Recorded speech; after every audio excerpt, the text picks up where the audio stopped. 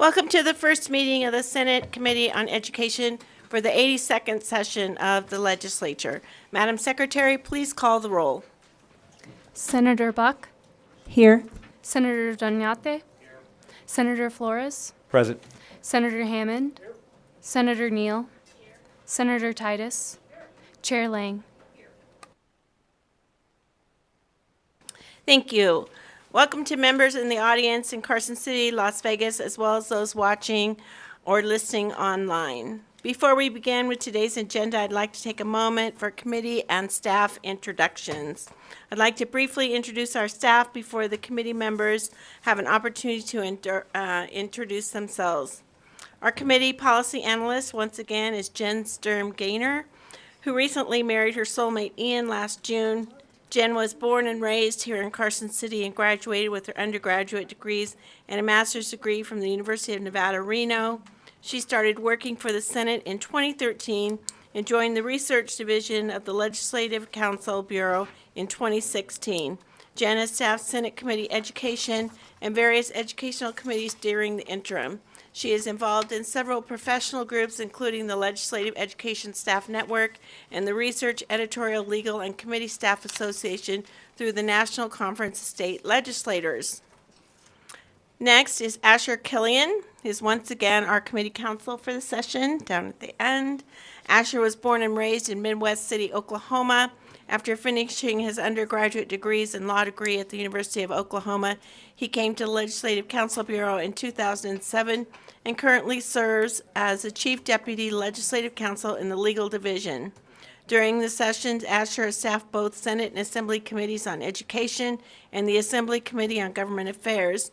He has staffed various interim committees on topics including education, health, commerce and labor, redistricting, affordable housing, and cannabis, as well as staffing the Legislative Commission and the Nevada Youth Legislature. Our committee manager is Louise Bush. Wave. Louise has served the state of Nevada for 25 years in various positions within the Department of Health and Human Services. This is her first legislative session. If you will be testifying or closely following the committee this session, you'll want to get to know Louise and ask to be on her email list. Our committee secretaries are Linda Heller and Kirsten Olson, and they will be alternating coverage of our meetings. Linda Heller, wave, a journalist proudly married to a school teacher who taught in both Las Vegas and Reno area public schools for 33 years. She is an avid hiker, e-biker, and lifelong birder.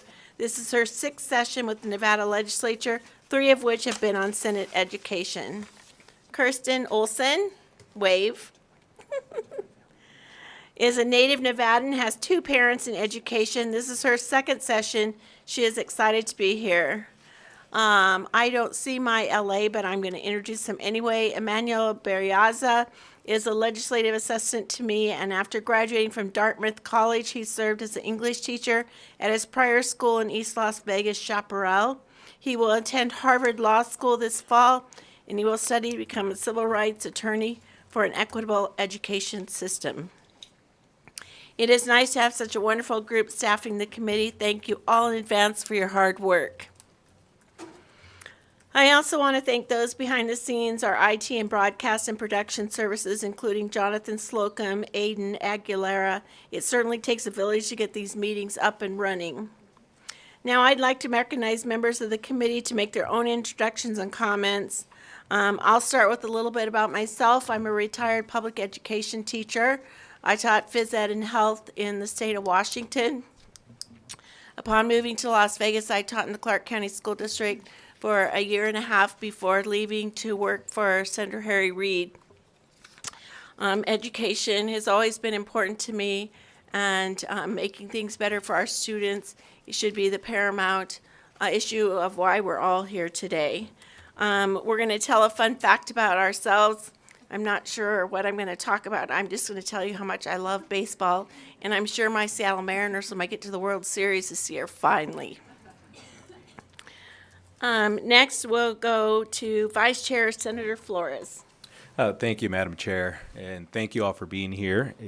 I had the honor of serving on the Education Committee on the Assembly side since 2015, and I have had the honor of now moving to Senate District 2, formerly held by Senator Mo Dennis. As you all know, he did amazing work in this body and has done amazing work in the community. So I have huge shoes to fill, and I don't pretend that will be easy, but I take this responsibility very.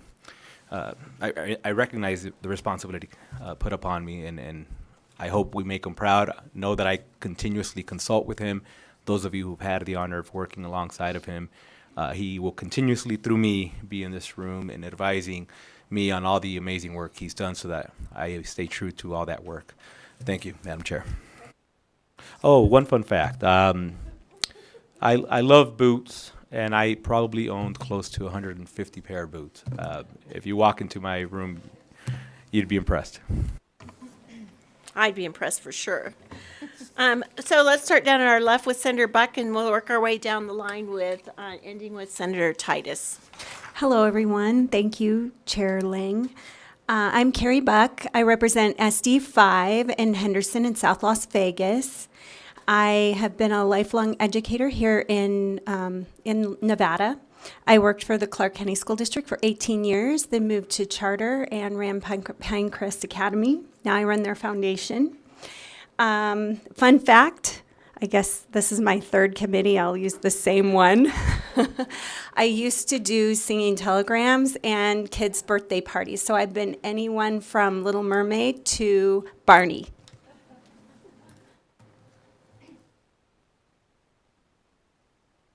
Thank you so much, Chair Lang. Senator Buck, I think when we reuse the same assignment, that might cause plagiarism. I don't know. I mean, that's a very serious thing. Now, my name is Senator Fabian Danyate. I'm proud to represent Senate District 10, which is in central Las Vegas. I'm a proud CCSD graduate. I went to Crestwood Elementary School, Hyde Park Middle School, and East Career and Technical Academy, and I'm also a graduate from UNLV, so was proud to be raised in Las Vegas. I'll use the same fun fact as well from yesterday. In true Vegas spirit, because I do represent the Strip, I've been taking DJ lessons, and it's been pretty interesting building a music wall in my office, so if you have the chance to stop by, hopefully you can see it. So thank you so much.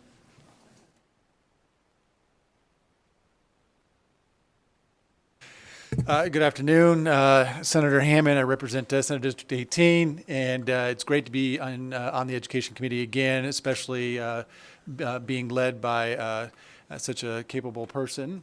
I'm really thrilled that I'll be serving here with Senator Lang as the committee chair. I think she's going to be a great committee over the next few 4 months. I've served on this Education Committee several times. I was a classroom teacher for a number of years, and I've been in education for a long time. I love to do the work here. Fun fact, I know the Mariners won't make it to the World Series because they got to go to the Yankees first. That's not going to happen. That's my first fun fact. Second one, I don't think there's anything that most people don't know about me already. Yankees only get one. The Yankees only get one what? World Series? Special fun fact. Oh, okay, that's it. That's the fun fact then. That's the extent of the fun facts. That's it. Thank you. I am Senator Dina Neal. I represent Senate District 4. Been in the legislature since 2011. Guess this is my 7th regular session. Had 7 special sessions. Haven't been on education since 2013 on the assembly side. Fun fact, currently I'm addicted to all things Bollywood.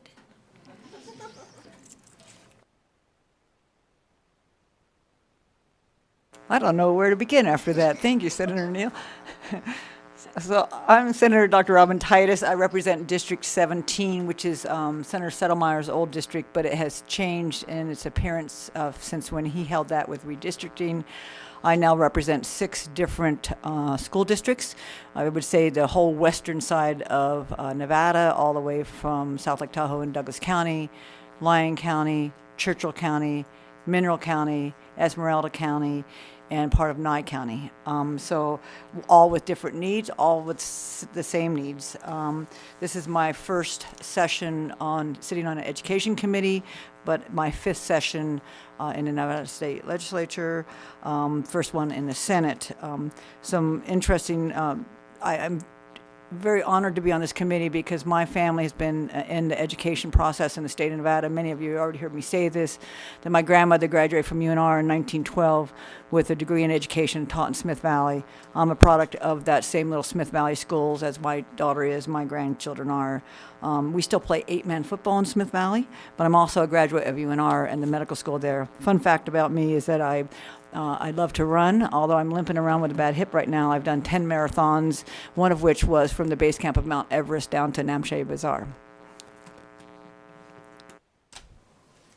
Thank you, committee members. It's always interesting learning a little bit more about the people you serve with, so thank you so much.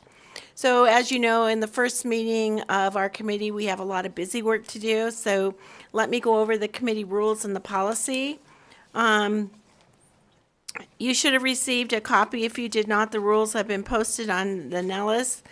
These rules are similar to those approved in previous sessions. Does anyone have any questions about the rules? Seeing none, I'll accept a motion. So moved. Is there a second?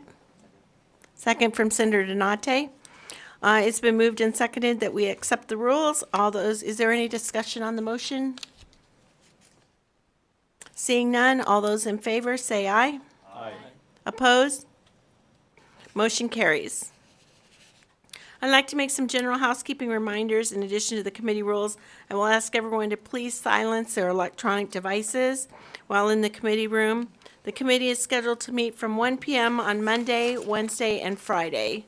I'll ask all members to attend all meetings from the time the meeting begins until the meeting is adjourned, unless excused in absence.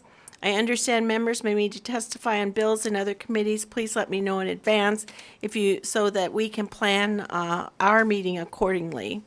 I want to emphasize the importance of courtesy and mutual respect in our dealings with one another. We may not always agree, but I ask everyone, members, staff, and stakeholders, to make every effort to be kind and professional. Public comment may be provided in several different ways, all of which are listed in the agenda. These may include in person in Carson City and Las Vegas, via the telephone. The agenda lists the call-in instructions, and written comments submitted to the committee email address listed on the agenda, or by sharing your opinion on the legislative opinion applications page in Nellis. Anyone wishing to testify should sign in at the table by the door, and please present a business card, if you have one, to the committee secretary. Before beginning to testify, turn on your microphone and clearly state your name, affiliation for the record. And that's really important. People always forget, but she has a lot to take care of, so please try to remember to say your name and affiliation. Please feel free to submit your full comments in writing and briefly summarize your testimony. I have limited bill presentations to 20 minutes with time for questions and answers afterwards, and may limit comments in support, opposition, or neutral and public comment to 2 minutes per speaker. If you have a handout for the committee and electronic company, a copy must be mailed to Louise Bush at least 24 hours before the meeting. You should bring 10 paper copies to the meeting for members of the public. Some of these guidelines are included in our committee procedures, which are on a laminated page and are available at the back table anytime we meet. Finally, as legislators, we are servants of the public. We take this duty seriously and are honored to serve in this capacity. I will do everything in my power to ensure a fair hearing for all parties on all bills heard by this committee. The legislative calendar is quite compressed, and sometimes this makes it necessary to limit the length of testimony, but I always do my best to achieve a balance in the testimony we hear. And finally, I'd like to note that Ms. Sturm Gaynor prepared a committee brief outlining what the committee might see this session. Members of the committee and other interested people can view the committee brief on Nellis.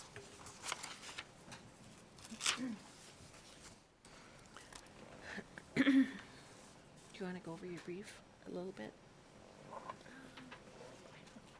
Okay. It's up to you. Okay. Next, I would like to invite Zeke Perez, who presented to this committee last session, and Gabriela Rodriguez with the Education Commission of the States, ECS, to come forward. They will cover some of the educational topics we'll be seeing nationally. We are likely to see some of these topics in Nevada during this session as well. Thank you for being here today, and please begin when you're ready. There we go. Thank you so much, Chair Lang, and to the committee for having us. Chair Lang is one of our ECS commissioners, so is Superintendent I'm Ebert. sorry, please say your name for the record. Sure. I'm Zeke Perez Jr., Senior Policy Analyst with Education Commission of the States. I'll let Gabriella introduce herself as well. Good afternoon, and thank you, Chair Lang. My name is Gabriela Rodriguez, and I am with Education Commission of the States. I don't know if presenters get a fun fact, and I was going to say I was a diehard Broncos fan. I don't know if this is the right state to do that, though, so let's ride, and I'll get into it without going too much into Bronco stuff. Do you have a fun fact? No, go ahead. Okay. Great. Well, yeah, thank you so much for having us today. Thanks to the committee for having us. As I mentioned, Chair Lang and Superintendent Ebert are ECS commissioners, and I'll explain a little bit more about that here in a minute. So to go through our intros again, there's Gabriella. A little bit about Education Commission of the States. We are a nonpartisan, nonprofit organization. We're based out of Denver, but we represent all 50 states, DC, and the U.S. territories.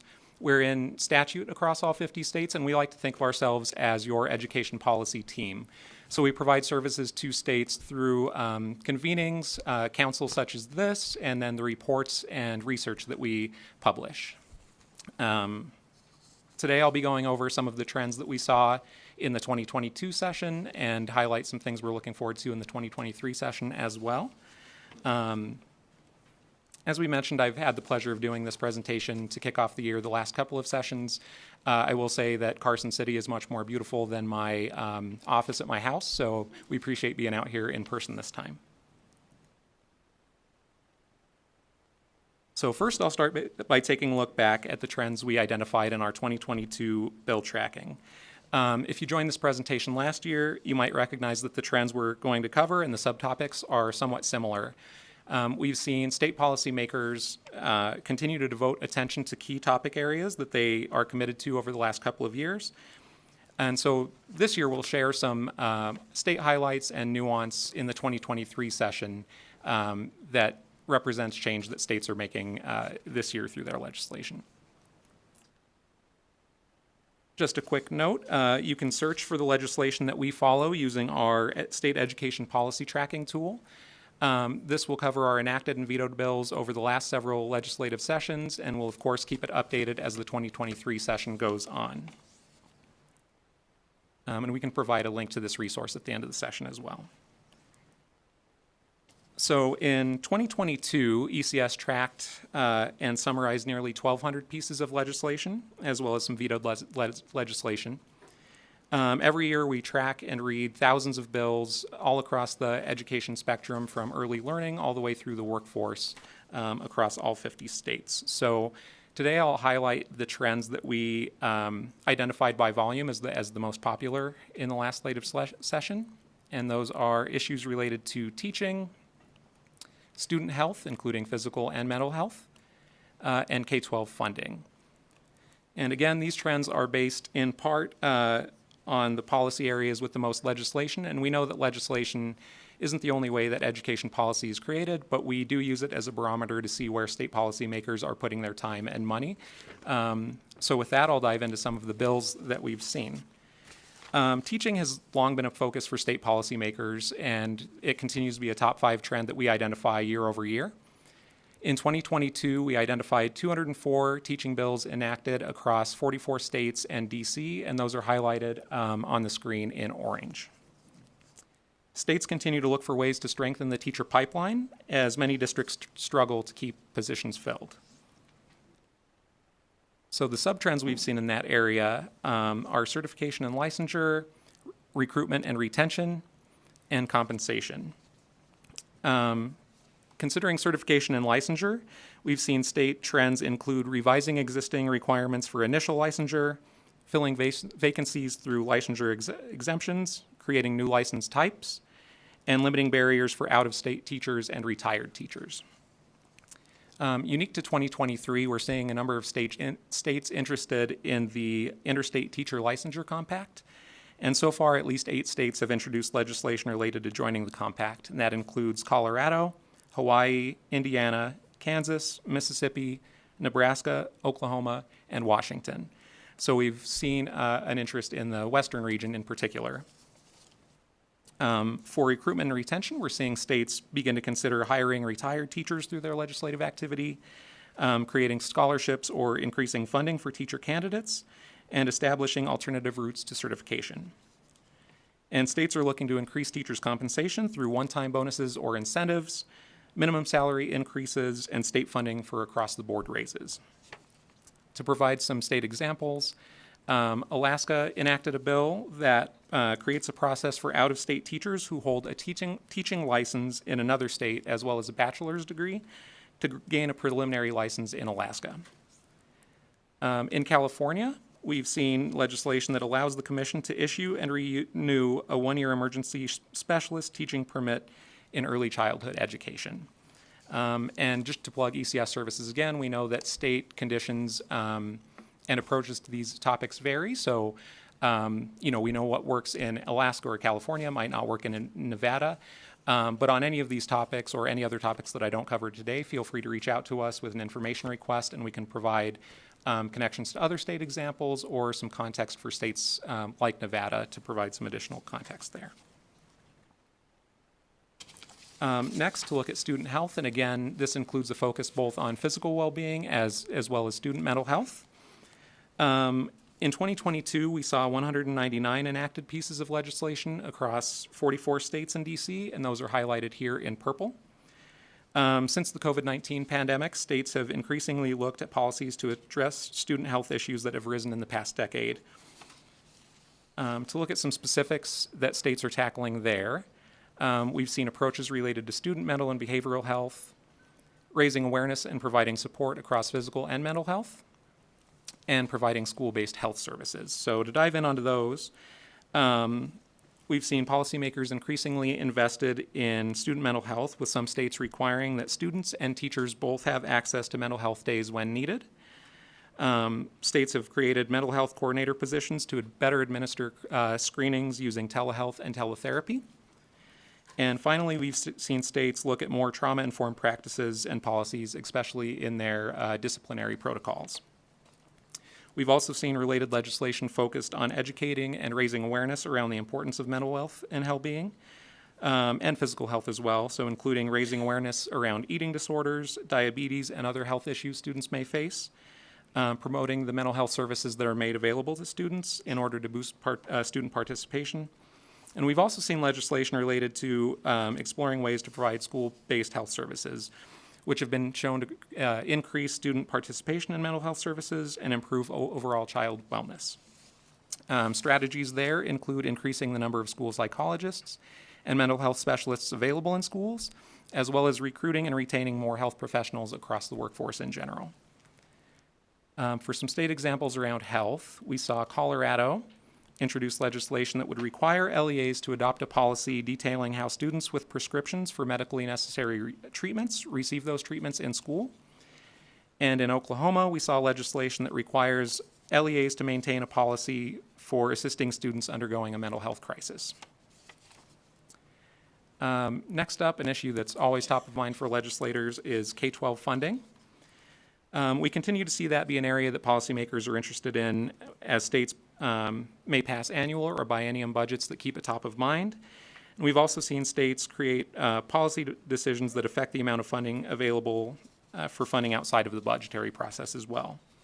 So in 2022, ECS tracked 127 bills related to K-12 funding and legislation across 40 states in DC, and on this slide, those are highlighted in the darker gray on the map there. We've also seen states show an interest in altering existing or creating new funding formulas provided to more per pupil funding, for specific student populations and addressing issues related to counting attendance or enrollment for finance purposes. So to look at funding formulas generally, we've seen some states make adjustments to their funding formulas by increasing their base funding amount in response to inflation in the 2022 session. And we've seen states move more towards student-based funding models. Next up, we've seen states make adjustments to their per student population amounts with specific adjustments for English learners, students from low-income backgrounds, students receiving special education, and students from rural populations. And in response to enrollment decline seen around states, we've seen legislatures consider bills around student counts. And so some states are moving away from measuring attendance as the basis of financial education, or financial calculations, excuse me, and towards measuring student enrollment instead. We're also seeing some states continue to honor hold harmless provisions enacted during the pandemic to prevent larger funding decreases due to enrollment declines. So to provide some state examples there, first up, we've seen Tennessee adjust their funding formula with the Tennessee Investment in Student Achievement Act and funding formula that will begin in the school year 2023-24. That one provides additional allocation per student comprised of a base funding amount, weighted allocations for certain students, direct allocations, and outcome incentive dollars as well. And in Vermont, we've seen legislation that changes the pupil weighting factors in the school aid formula. It increases the weights for students from low-income backgrounds, for English learners, for students from low population density districts, and for small schools as well. To chat a little bit about federal funding, we've seen that K-12 funding is still especially important to policymakers as they look for ways to spend ESSER dollars and other historic federal investments. Across the three relief packages from over the pandemic, there will be approximately $190 billion in aid going to states. And just to put that in additional perspective, those combined ESSER funds represent about 25% of total pre-pandemic spending annually from all sources, including state, local, and federal dollars.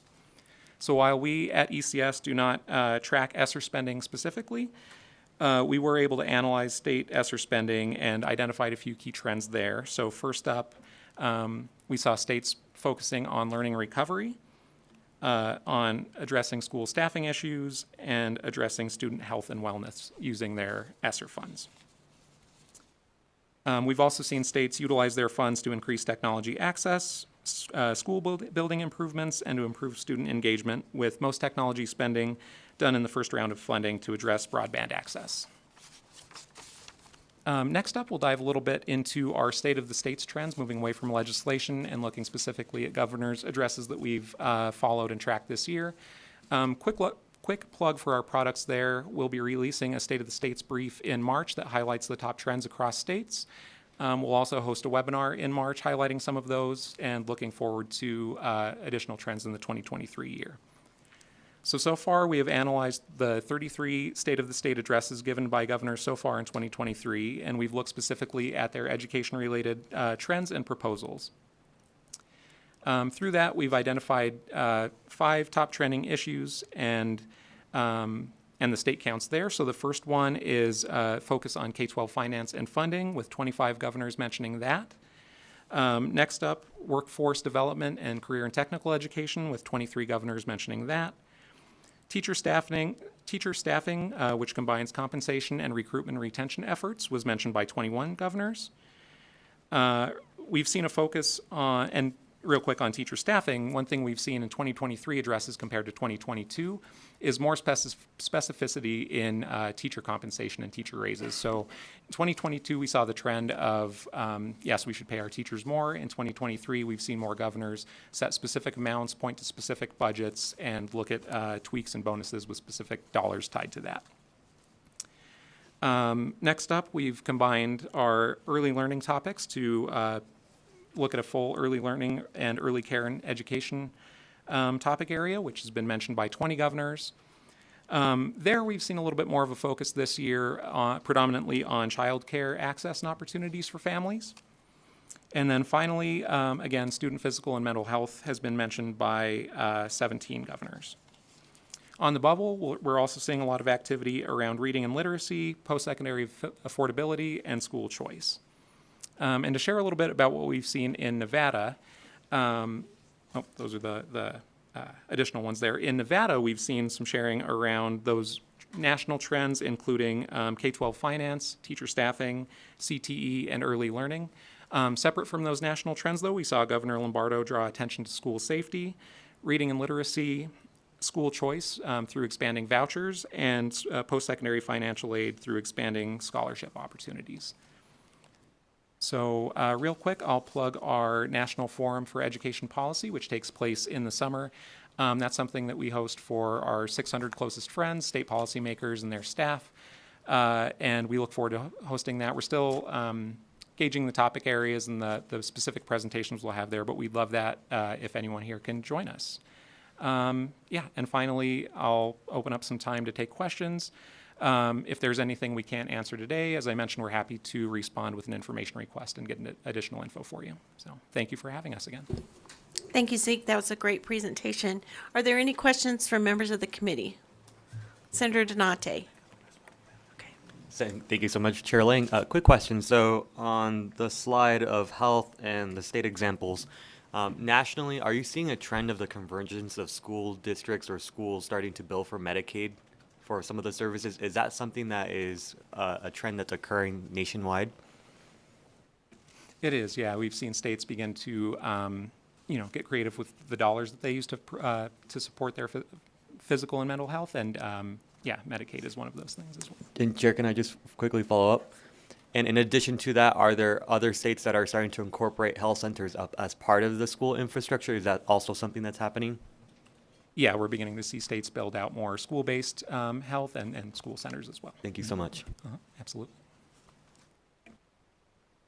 Thank you, Senator Neal. Thank you, Madam Chair. So I had a question. Do you have any states that have done any of the policy on restorative justice that we've actually had in our state? And I'm asking that question because it was brought because we've had a high rate of suspension of kids of color, right? And so there was a need to try to figure out a balance of how to manage that kind of behavior and prevent them from being suspended when they didn't need to be. Thank you, Senator. Absolutely, yeah. We recently released our 50-state comparison on school discipline, and we can share that with you as well. One new data point we added this year was a data point around the reporting of discipline, suspension, and expulsion, specifically looking at which student populations, including students from racial and ethnic minorities, low-income students, and other student groups, to see which states are requiring reporting there, we've also looked at some restorative justice practices. We don't have a separate restorative justice product right now, but I think that's something we might have in the pipeline, and if not, that's something we can pull together for you. Thank you, Madam Chair. Thank you. Senator Flores. Thank you, Madam Chair, and thank you for your presentation. Two questions. First, is there a state that you think is consistently creating the trends for the country? What state is that? And then second, I know you're following trends, but is there a trend that isn't in place that should be, where we have maybe one or two states, but the country hasn't quite caught up yet? Just because we're constantly thinking of what we should be working on and looking at, and I'm trying to direct our focus and attention to the states that are doing it right. Thank you, Senator. I don't know if I can point to one state in particular or a handful of states that are leading the conversation. I think that really varies depending on the topic area, and I think, as I mentioned earlier, different state contexts make it difficult to point to one or two states as a leader.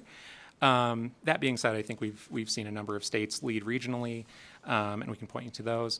And then as far as topic areas, I might just point to some that I'm tracking personally. Our ECS staff tracks across a variety of areas. I personally track our school safety work.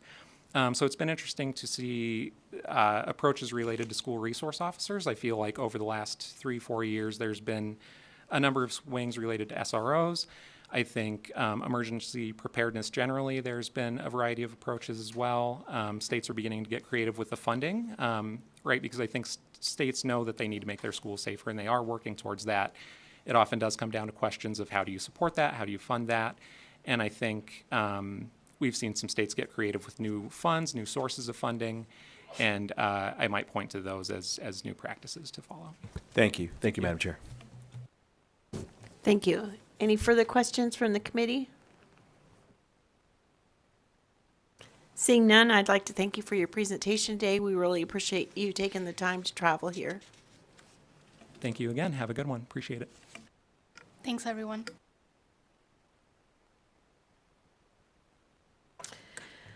I'll move to our next presentation. Oh, do I have to take public comment or anything? No. I'll move on to our next presentation from the Nevada Association of School Superintendents. The first presenter will be Dr. Jesus Jara, Superintendent of the Clark County Public School District. I'll introduce everyone. Pam Till, Superintendent of the Lincoln County School District and Vice President of the Nevada Association of School Superintendents, and Wayne Workman, Superintendent of Lyon County School District and past President of the Nevada School Superintendents. Please go ahead when you're ready.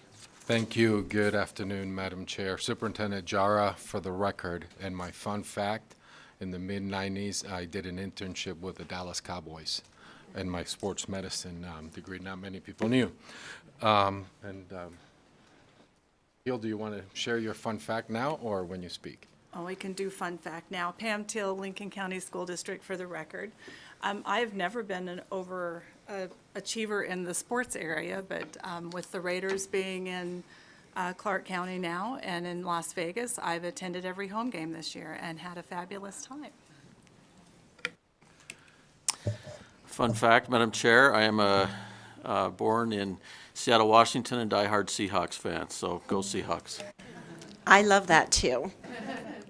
Thank you. Superintendent Jara, for the record, and I sit here as the president of NASA. I have the honor to represent my colleagues in working across the great state of Nevada.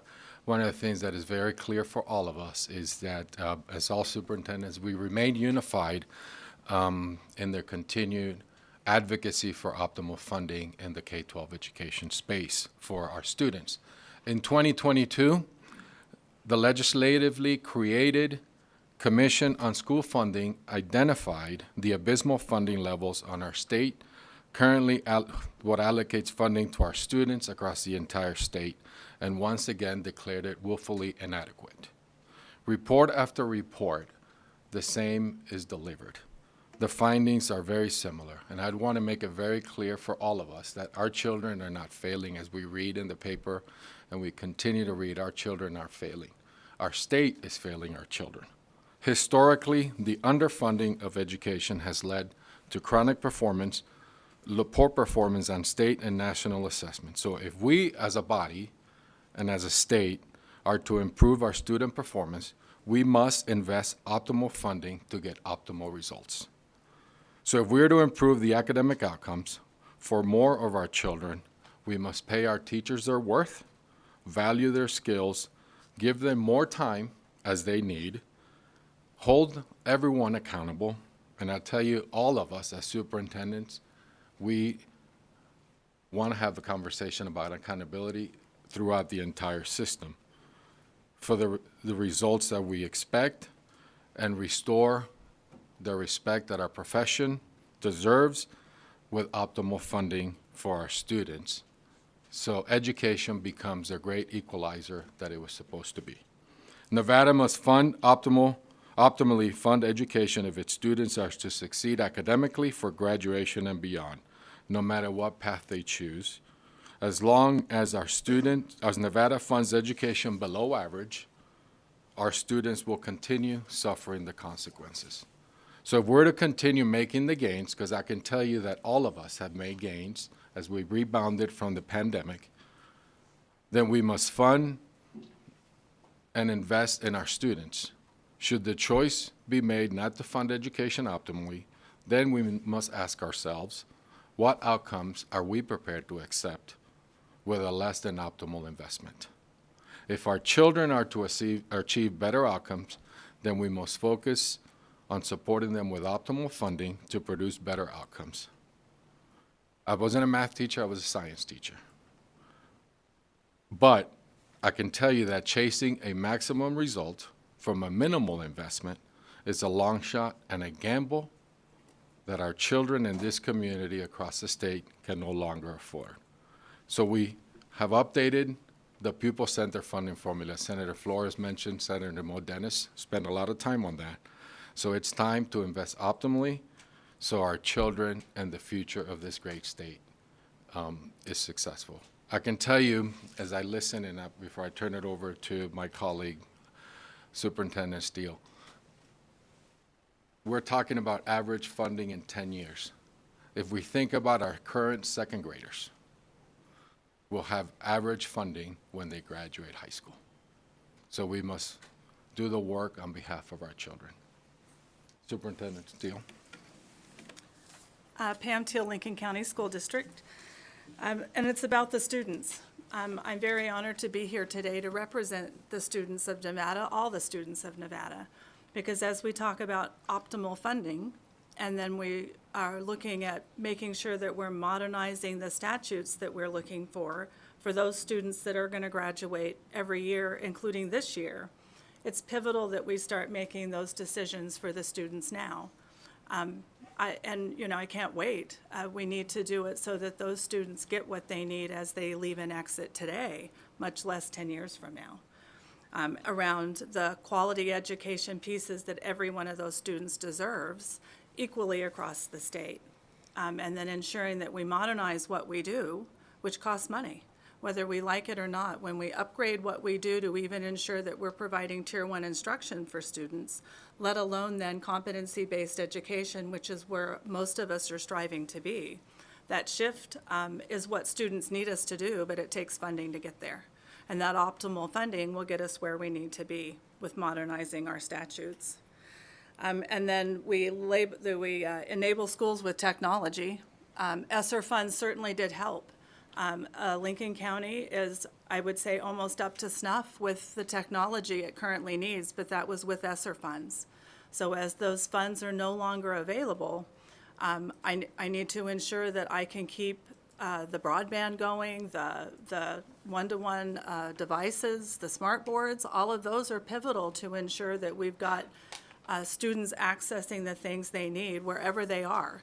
Even if we have students still currently at home, we need to be able to access education from those platforms. And so optimal funding brings us to where we really have the ability to educate all students. And then remembering this is about the students in our world. Students deserve it. Mr. Workman? Thank you. Madam Chair, my name is Wayne Workman. It's my privilege to be here with you today and discuss a topic I'm very passionate about, and that certainly is education and our students in the great state of Nevada. You have the INVEST document before you, and I will now talk about the importance of school safety. First and foremost, I just want to bring to light the truth regarding school safety. I refuse to call them school shootings as the media does. These individuals are not causing harm to our schools. They are murdering and massacring individual students and staff. And it is a crime, in my opinion, that we call them school shootings. We need to call them what they are and individualize them so that we protect our most valuable asset, our children. And so with that, we're calling for a greater level of funding for school safety. The past and current models, even the PCFP, was not designed to account for school safety. It was not designed for the hardening of the physical school building, nor was it designed to account for the great need of social workers, school psychologists, school resource officers, and other safety personnel for our children and our staff. I know at least one of you here knows the importance of school psychologists, as one is your daughter, but nonetheless, all of them are absolutely crucial to our system, and yet our funding mechanism really was not designed to account for all those. Not to mention the hardening of our schools. Every superintendent in this room has worked diligently to do their best with existing funding to create modified or some type of single points of entry or other hardening of their schools. But it is with very much inadequate funding that we are doing so. And it is at the expense of what goes into the classrooms. And so for that reason, we are very much asking for support with school safety and funding. And related to that goes the need for infrastructure in general. Any of you that have had the privilege of visiting our schools in every county in this state, you have seen some of those schools and how old they are. And oftentimes, you'll hear anecdotal stories about, well, my great-grandmother went to this school, or my fill in the blank. Historically, that's wonderful if they were historic buildings, but they are still the buildings that our children are being educated in and that our staff are working diligently in to educate our children in this 21st century. And it's nearly impossible to retrofit them with the adequate technology needed for our children to be prepared to work in today's world. And so with that, we are also asking separately, once again, the pupil-centered funding plan does not account for this. There are separate mechanisms in play by which we are able to build new schools. And as you know, many of those over the years have also been adjusted for the needs of our individuals. As an individual taxpayer, I love the amount that I pay for property tax. As a person leading a school district, it makes it literally impossible to renovate schools and also build new schools. And so those property tax abatements, the cap on the property tax is absolutely devastating to school districts. And we ask for relief from those, and also that we have some of our school districts that unfortunately don't even have the capacity to bond for new schools. We have one school district in here that has a separate line item for the legislature to consider for them to build a new elementary school because of their inability to bond for that. And so all of that collectively, we are coming to you with all that you love about education and asking for this to happen so that we can give our children what they deserve in the great state of Nevada, a world-class education where they can achieve their individual goals and dreams. And I thank you for your time. Thank you. And I'll take questions from the committee, and I'll start with Senator Neal. Thank you, Madam Chair. So I had a question on, I guess, the ESSER dollars, since it was brought up that it's going to expire. So I'd like to thank NDE right now for the dashboard. It's awesome. So we'll just say like ESSER 3, right? So there's still roughly 611 million remaining. And then in ESSER 2, you have 131 million. And so what are you guys doing in order to right now engage in the work of academic losses, right? Because that was the bulk of what the money could be used for. How are you engaging in spending that money? Because that's still a lot of money unspent, and there's still significant academic losses to be recovered.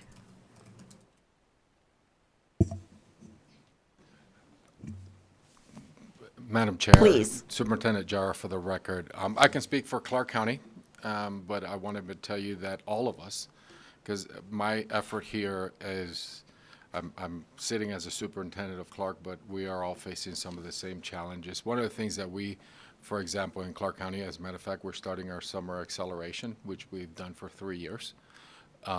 We've allocated for our elementary schools $23 million directly to their strategic budgets for them to use locally.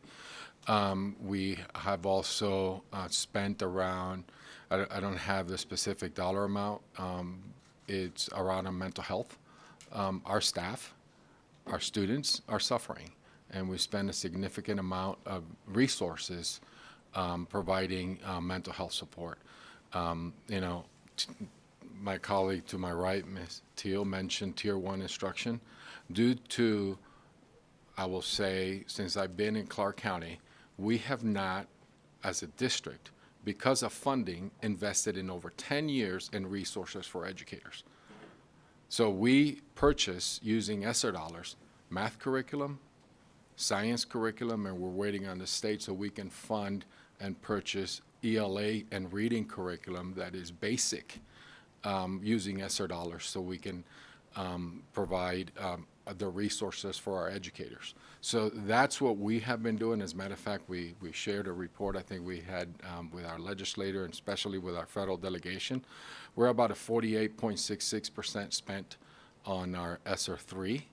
And we are continuing to work with the State Department to reallocate resources because we did have a significant amount of money allocated for staffing, which we can't find. So that's an issue. And then upgrading our technology because we have schools, and I want to make it very clear that my challenges are the challenges in Lincoln and Lyon and Nye.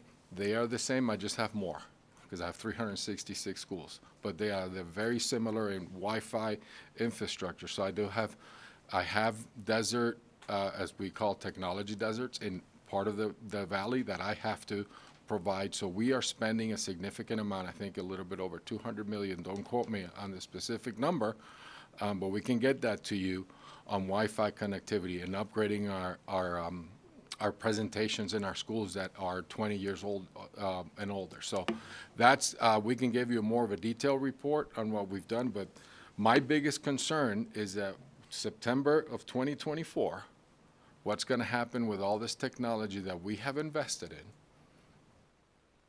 that I can't continue to invest in for our kids to have access to a 21st century education. So I will turn it over to my colleagues, but I think that's very similar. Pam Teal for the record. I agree with Dr. Jara in the fact that I'm just a smaller ecosystem of Clark County, serving 875 students.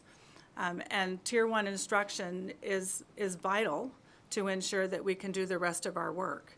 And so a lot of the ESSER dollars, when you talk about remediation, we've really switched the mechanism to ensure that we're doing quality Tier 1 instruction for every student. So the money has provided a systematic way for us to ensure that we do have the curriculum materials that we need that are aligned to, that we have not been able to purchase over the years with the state funding that we've had.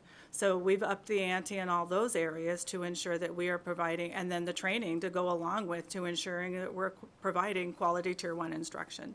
And then, of course, all this supplemental supports that then go to Tier 2 and Tier 3 instruction as well. But it's vital that we have a very secure base of Tier 1 instruction across the board. Madam Chair, if I may, Wayne Workman for the record. We too are grateful for that ESSER dashboard. I think it's a great thing and it's wonderful that our public can see.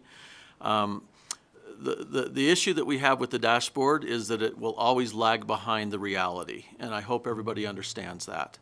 The other thing that I wish the dashboard included was the plans that districts have in place that still have to be approved, for example, by the Nevada Department of Education before those funds can be released in order for us to expend them. With those plans, I think you would find that the majority of districts will have nearly 100% of that money spent, but that will not be reflected in the dashboard. And so to answer your question, Senator Neal, targeted interventions is what you'll find with the majority of our districts and with that funding. Tutoring targeted interventions after school and summer school as well, trying to account for that learning loss. And then with a great deal of it going towards whatever we can do for the mental health of our students and staff. One of the issues that we're finding in Lyon County, and I don't believe that we're unique, is that our poor teachers are just completely burned out. It's difficult for them to stay and tutor after school or before school outside of what they're doing in the regular classroom and everything that they're asked to do there. And so we're having to create creative and unique ways in order to meet the needs of our students individually with their learning loss. Another thing that we're finding greatly from the pandemic that we are really trying to hone in on is a new way that our families and our children are viewing school. they're not viewing it as important to attend in person anymore. And so getting them there to provide the tutoring and the intervention and remediation is a new challenge that we're trying to work through as well. But thank you for the question. Senator Neal, you have a follow-up? Thank you, Madam Chair. So I have a slightly different question. So it was mentioned in the presentation about accountability and transparency, but what I'm curious about is how would you actually define it? Like, we say accountability, we say transparency, but I want to know how exactly would you define it specifically for yourselves and understanding what that means in application.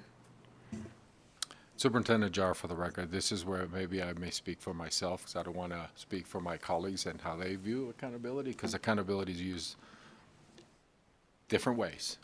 I'm held accountable every single morning to the 300,000 lives that I serve, period. That I provide a high-quality education with the resources that I have. And I'm accountable to my board, because that's who I work for, the Board of Trustees. We have a strategic plan that we've set in motion, and we're in the process with my board to really revise and look at the goals. So that's mine. I hold my team, and you can ask my team that I hold them accountable with a sense of urgency to make sure that the children that come to school are educated. So then we go all the way down into the classroom. I mean, are we teaching? Are we monitoring? We have to monitor classroom instruction. We hold principals accountable to make sure that they provide and they spend the resources that they have in their strategic budgets for the children in their school. So that's my level of accountability, and everybody is held accountable to the goals that my board has set on Focus 2024 that we're currently in the process of reviewing and revising.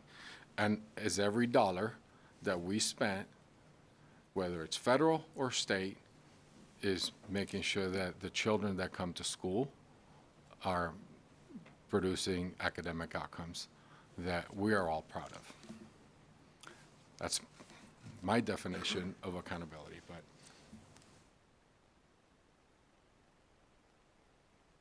Do either of you want to speak to that? Okay. Senator Donate. Thank you so much, Chair Lang. I wanted to touch point on the comments of violence in schools and a lot of the mental health outcomes. I think it's important for us as legislators to recognize that there are social determinants that lead to poor mental health outcomes in schools. Schools are the reciprocating folks that get it, but it's not the starters, right? And so it's part of our job to solve those as well. In terms of the infrastructure that you will be seeking to invest in, school safety measures, I know that in the document, in the handout that you have created, most of it is on workforce. Is there physical infrastructure that you are going to be requesting? Are you looking for more metal detectors, cameras in schools, or are you more focused on making sure that, you're providing the workforce to equip the students with the mental health needs that they have? Madam Chair, Wayne Workman for the record. I'm happy to answer that, Senator. I think the reason that you see that in the document, that it was towards the human capital first, is because we do recognize that the threats to our schools oftentimes come from within. If you research the violence that takes place to schools, it's not too often that there's a complete disconnect to that school or that institution, if we're not talking about schools, but it's not too often. There's usually a connection there through either students or staff or family. And so for that reason, that's why you see that there. But to answer your question, we will take whatever we can get to physically harden our schools against those outside threats, whether it's detectors, as you mentioned, or physical fencing. One thing we're finding is that we have our littles that are runners. And without the perimeter fencing, there's dangers of them, running into a street from the playground or things like that. And so, again, I know it sounds vague, but we will take whatever we can get to try and harden those schools and develop safer perimeters and entrances for them. Thank you so much. Yeah, my preference, Chair, just as a quick comment for the record, would be to the human capital first, but I think that's something that we can discuss later. So thank you so much, Chair. Thank you. I have a couple questions. So, you talked a lot about not having the staff that you need to be able to do some of the things that you need to do within your schools. I'm just wondering, and I believe this happens a lot, but are you partnering with outside groups like Boys and Girls Clubs, communities and schools to kind of fill some of those gaps for you, and how's that going? Superintendent Jar, for the record. Great question, Senator Lang, Madam Chair. We have a plethora of different partners, whether it's community and schools, Boys and Girls, Boys Town, in our schools. And I think it provides an extra wraparound services for our students who are experiencing challenges at home. So they're key partners to help us. We also partner with others, Progressive, who provide some mental health support as well for our staff. For our students as part of our entire infrastructure. One of the things that we do have as well is Hazel Health, which is a telehealth. Again, my concern is the ESSER dollars go away. How do I fund that? So there's all these other resources that we're providing via technology that because of the spend from the federal government. But as far as we've seen a great support system for our educators in our schools. And if I could just ask you a little follow-up to that, have you noticed a change in student achievement because you've had those partner services? We are actually in the middle. Oh, Superintendent Jar, for the record, Senator. We are looking right now is to partner to look at to do a really deep dive on the evaluation. What I'm seeing up in elementary is that we are tier 1 instructional materials. We're seeing our teachers focus that now they have resources that are aligned to the standards. I think that the professional development, we've seen some of the gains academically. I think it's the key is our teachers. That's been number one. When you look at some of the, do they have an auxiliary support? I'm sure, but I don't have scientific information to share that with you today. Okay, thank you. And then I just have one more question, and then we have another question from a colleague. You talked about building schools, and I'm most familiar with Clark County as that's where I'm from. I know in the last session, we got information on your school building program and how you were replacing schools, modernizing schools. I just want to, if you could give us an update on how that's going. Is it going as planned? Is that able to work for you? Because I'm hearing different kinds of issues coming out of rural Nevada, and the Lyon County teachers have all been emailing me, so you've done your work. So please. Superintendent Jar, for the record, we've experienced some delay, obviously with some of the supply chain. Actually, one of our middle schools is going to be delayed in Fremont. Middle school is going to be delayed in almost a year in opening because of a lot of different challenges within the land. But we're on track as of the 13 new schools and 33. But I want to piggyback on what Mr. Workman mentioned about the bonding, and I know that this was an investment of the legislature, so thank you for that. But we have, in Clark County, we've done the analysis, a $6 billion need in construction.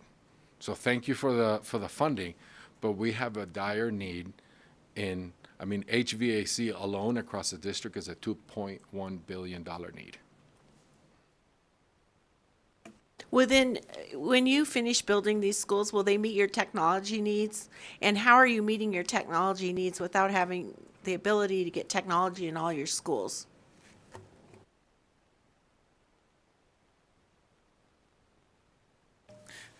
Wayne Workman, for the record. I wish I could say we truly were meeting our technology needs.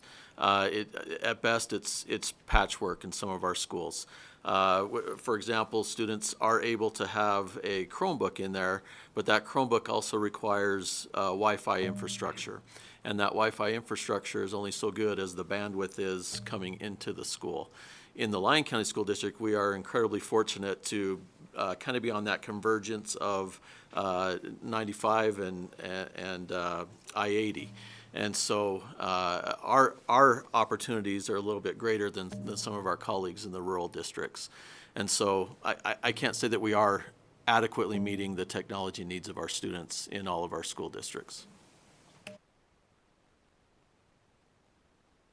Pam Teal, Lincoln County School District. I think we're doing the best we can do with what we have. And so across the board right now, we're able, with bandwidth and E-rate, we're doing a decent job of keeping up. But if I had any more students that wanted services at home, I would struggle. And so we provided hotspots for a few that have required or still need from the public system to support home use or distant education, and we're still pulling that off. But I do have some remote areas that hotspots don't work. And so it is a struggle in those areas to ensure that there would be bandwidth at all in some of those areas. And then when you talk, we get Wi-Fi on buses. Well, if you've traveled through rural Nevada, you know there's a lot of dead spots. It does me no good to Wi-Fi buses.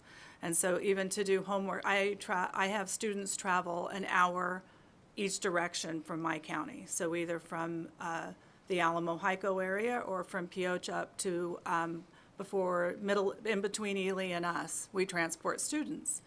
So homework time and all of that, let's do that on the buses. It does not work for me. Not if there was a need for Wi-Fi capacity. So there's where some of the holes are in things that we're like, well, we assume we all have. Building-wise, we've done a phenomenal job. It just cost me a little more to retro an older building that was built in the 60s that has no roof structure to support an attic to where you don't run anything. All the wires are outside. We do the best we can to make sure that we cover all of those. And then you've got to do more than one router, or because the rooms, it won't go from one room to the next. It just costs more to make sure that those buildings are supported. Thank you. Senator Hammond.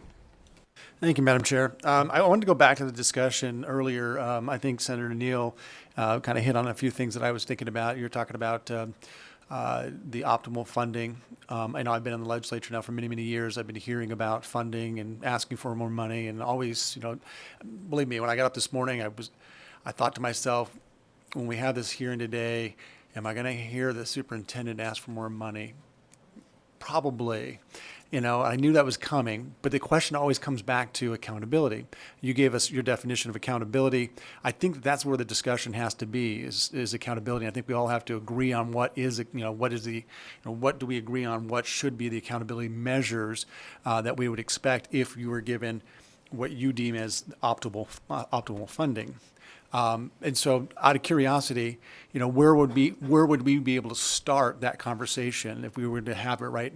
Just for a second here, would we be talking about attendance rates going up, graduation rates? What is that the discussion we'd have in order to have a discussion on accountability?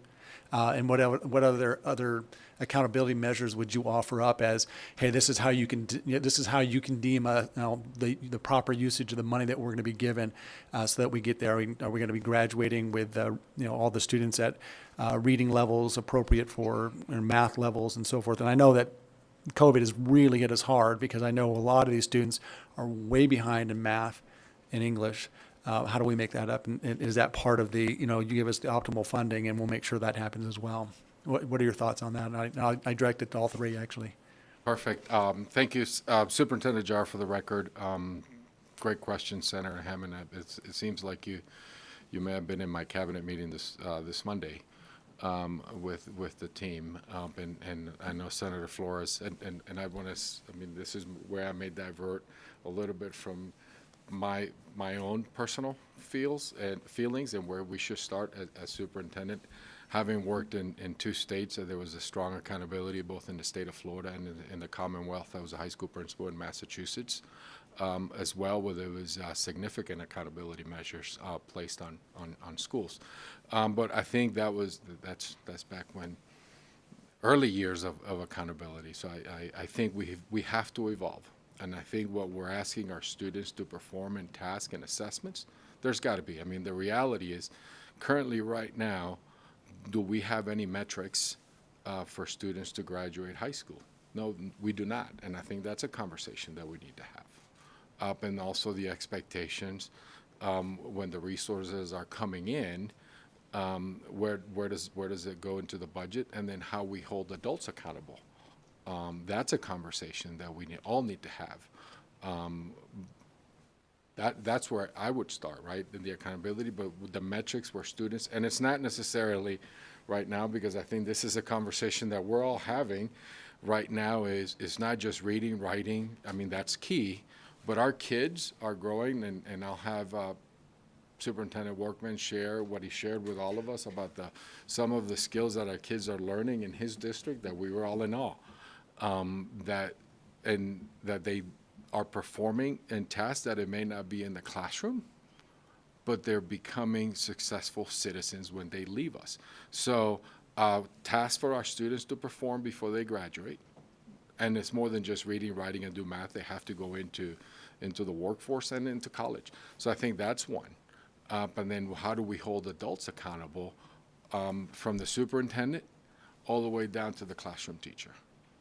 And what does that system look like? That's a great conversation that we all need to have across the state, because it's different than what I'm used to. Madam Chair, Wayne Workman for the record, if I may.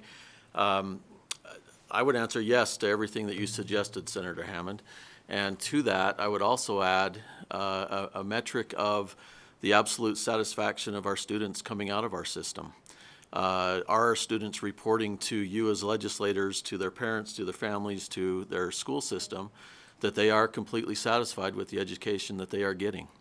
To the point that Superintendent Jara was making, he was referring to our wonderful little K-12 school down in Smith Valley. And so a little proud moment for Senator Titus here. Little Smith Valley, K-12 school, 200 students. It boasts a robust CTE program that includes a bunch of student enterprises. So these are actual businesses that students run at that school. One of them happens to be raising turkeys, and then I'll call it harvesting them, because that's the kind term that we use. But raising turkeys and then harvesting them to sell for Thanksgiving. And it's an incredible opportunity. In this particular case, a young lady has been running that student-based enterprise since she was in 8th grade, so before high school. And she's in charge of absolutely everything, ordering the turkeys, the feed, raising them, doing all kinds of scientific metrics on them. And then come processing day, that's kind of what I shared with my colleagues. I was trying to do it to kind of gross them out a little bit, but it ended up being a great opportunity to showcase real life learning and the importance of providing all kinds of opportunities for our students outside of the regular classroom. And so thank you. Pam Till for the record, Lincoln County School District. I agree with both the comments around the fact that right now my accountability is an assessment that does not necessarily measure what a student really can do, either at the elementary 3rd, 6th, and 8th grade level, or then the matrix that we've got at the high school around an ACT giving a level as well too. And so I would love to have accountability for, just like you said, the student attendance increase, because you're offering more for students to do that actually interest them. That would be huge. And so the matrix need to look different depending on what we're able to offer, and so that we do have increased graduation rates that are in alignment with pathways that provide students access to what they need, not necessarily what we think they need 10 years ago. And so there is a change in conversation around, okay, what does that accountability look like? Because it is going to look different if we're looking for the right things to ensure that our students are leaving the system now with what they need. Because right now we're holding them to something that we needed 10 years ago, or at least we thought we did. So that's the conversation we need to have. What does that accountability look like? And student satisfaction, they've got to want to come. They've got to want to be there. Just one follow-up. Thank you, Madam Chair. And that is, okay, so I understand that, I think this is a good discussion start, I think, and I think we're going to take a lot of this offline and have this discussion over the next 4 months. But I heard, we've been talking about college readiness and career readiness. And so that seems to me one of those matrix that we could be using as far as accountability. Are we making sure that every student is, upon a graduation, either going someplace that's going to further their career academically, or are they getting a job? And are we aligning them with folks in the communities or somewhere similarly situated outside, close to the communities where they're getting jobs? And that's kind of the one, I mean, we're talking about, and we'll have to find out what optimal funding is for you all. But, I know that we need to have more conversations also with community partners, and CT programming being one of those things that I'm very passionate about. So I'm grateful for your answers. I know that this is, the beginning, the starter of discussion, but I think that we need to have more of that and find out where we can settle. I appreciate it. Thank you for the latitude, Madam Chair. Members, any further questions?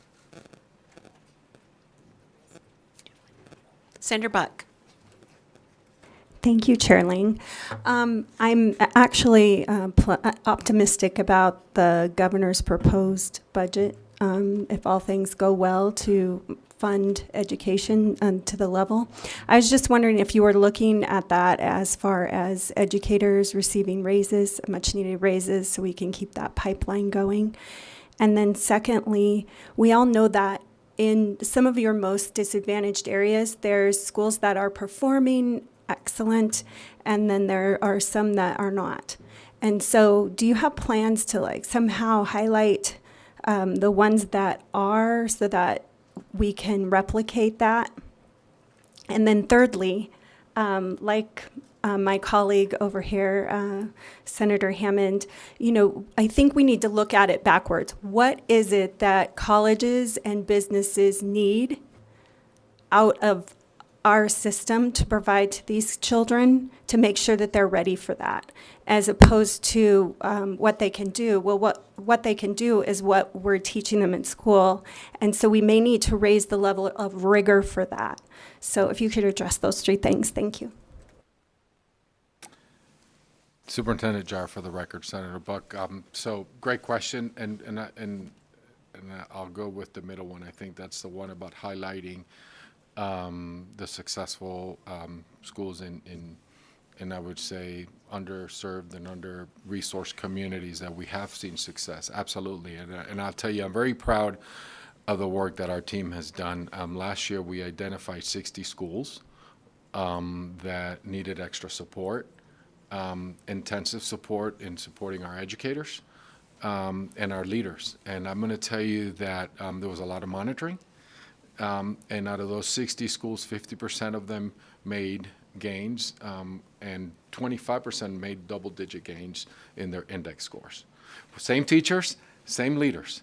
It's really inspect what you expect, right? And that's one of the things that we did. And so we're even double downing on that this year in 23 elementary schools, and we're calling it a transformation network, where there's really a lot of intensive support that we are providing our building leaders in our schools. Our goal in the Clark County School District is that we continue to showcase some of what the success and what leaders are doing, and we have that already, because we do have some 100% Title I schools that they're 5 stars. So it's what's happening there and then replicating. So that's the emphasis of the efforts that we're doing. The first question, when you look and you talk about the budget, I think I was giving myself some lead time to try to remember what the first question was. But about raises, absolutely. Our educators need to be compensated, as I mentioned in my opening remarks. I'm looking forward to having that conversation, because as the pupil center funding formula works, the collective bargaining happens locally, and our educators, we've done the best we can as a district with the resources that we've had, but my goal is to be more competitive across the western states and the nation, so we can bring in more teachers. I think that is one of our priorities, because when you look at, as a district, the number of buyout our teachers, as Superintendent Workman mentioned, our teachers are tired. They don't want to do, and it's not because they don't want to continue supporting our kids. They're tired because they're covering other classrooms, and that is a challenge. So they need to get their prep. They need to get the ability, and as I mentioned, their ability to be able to plan together, so then they can provide that tier 1 instruction that we all want in our classrooms. That's the first one. And the last one, I think, was more of a comment about seeing and what our business partners and absolutely, we have a strong partnership with the higher ed institutions, and we're building within our CTE, because we do follow, specifically in Clark County, we do follow the LVGEA and the Chamber's Blueprint 2.0. And as they're releasing their 3.0, so then whatever they need is what we're trying to really reallocate our resources in our CTA so that we can meet the demands of our community as well. Dr. Jara, would you please state your name for the record? Jesus Jara, Superintendent Jara. Sorry, Senator. Anyone else want to add anything? Okay, any further questions from the committee? Seeing none, thank you so much for being here today. Really appreciate you coming. Thank you.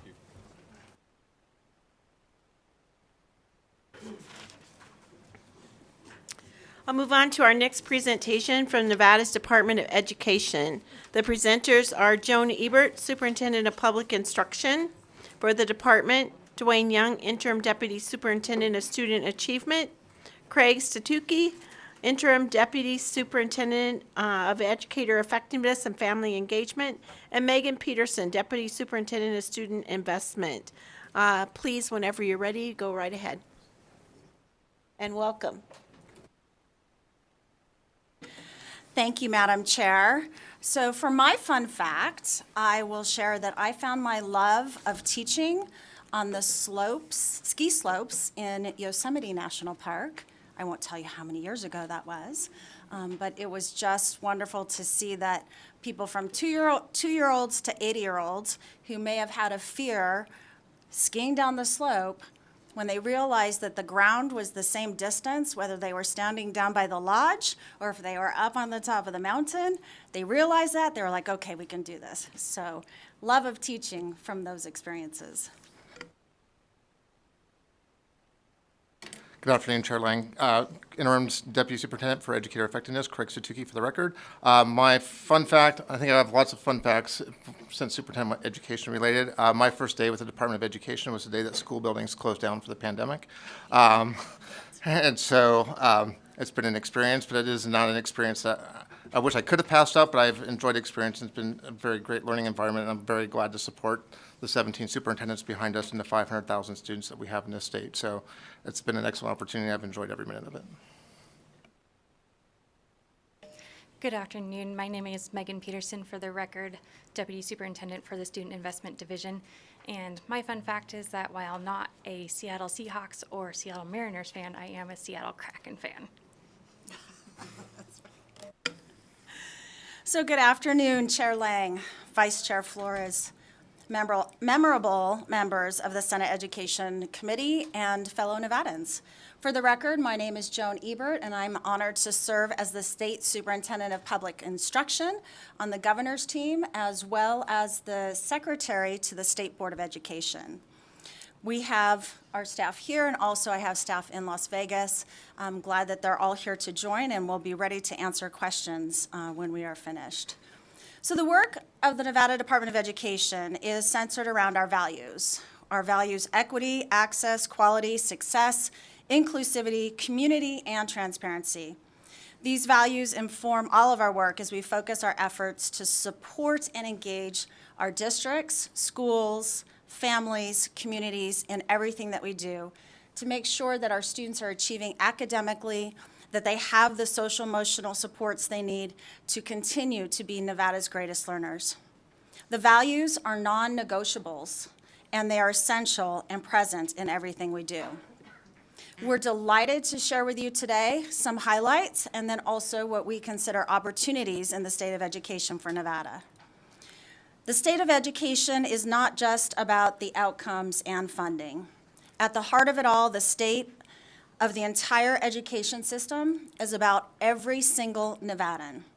Every single one of us, who we are and who we want to be as a state. In one way or another, we touch every single life of every Nevadan citizen. For our schools, first, we need to make sure that our students, when they exit, are equipped to create a home, a life, and a future. Second, our schools provide the common experience that is the foundation of a free, just, and a prosperous society. At their best, our schools are Nevada's pathway to a healthy workforce. They are the engine to our economy. Finally, minimizing PK-12 costs is a surefire way to hinder that economic vitality. The Nevada education system serves almost 500,000 students. Their families, we have 763 schools managed by 27,000 educators and staff.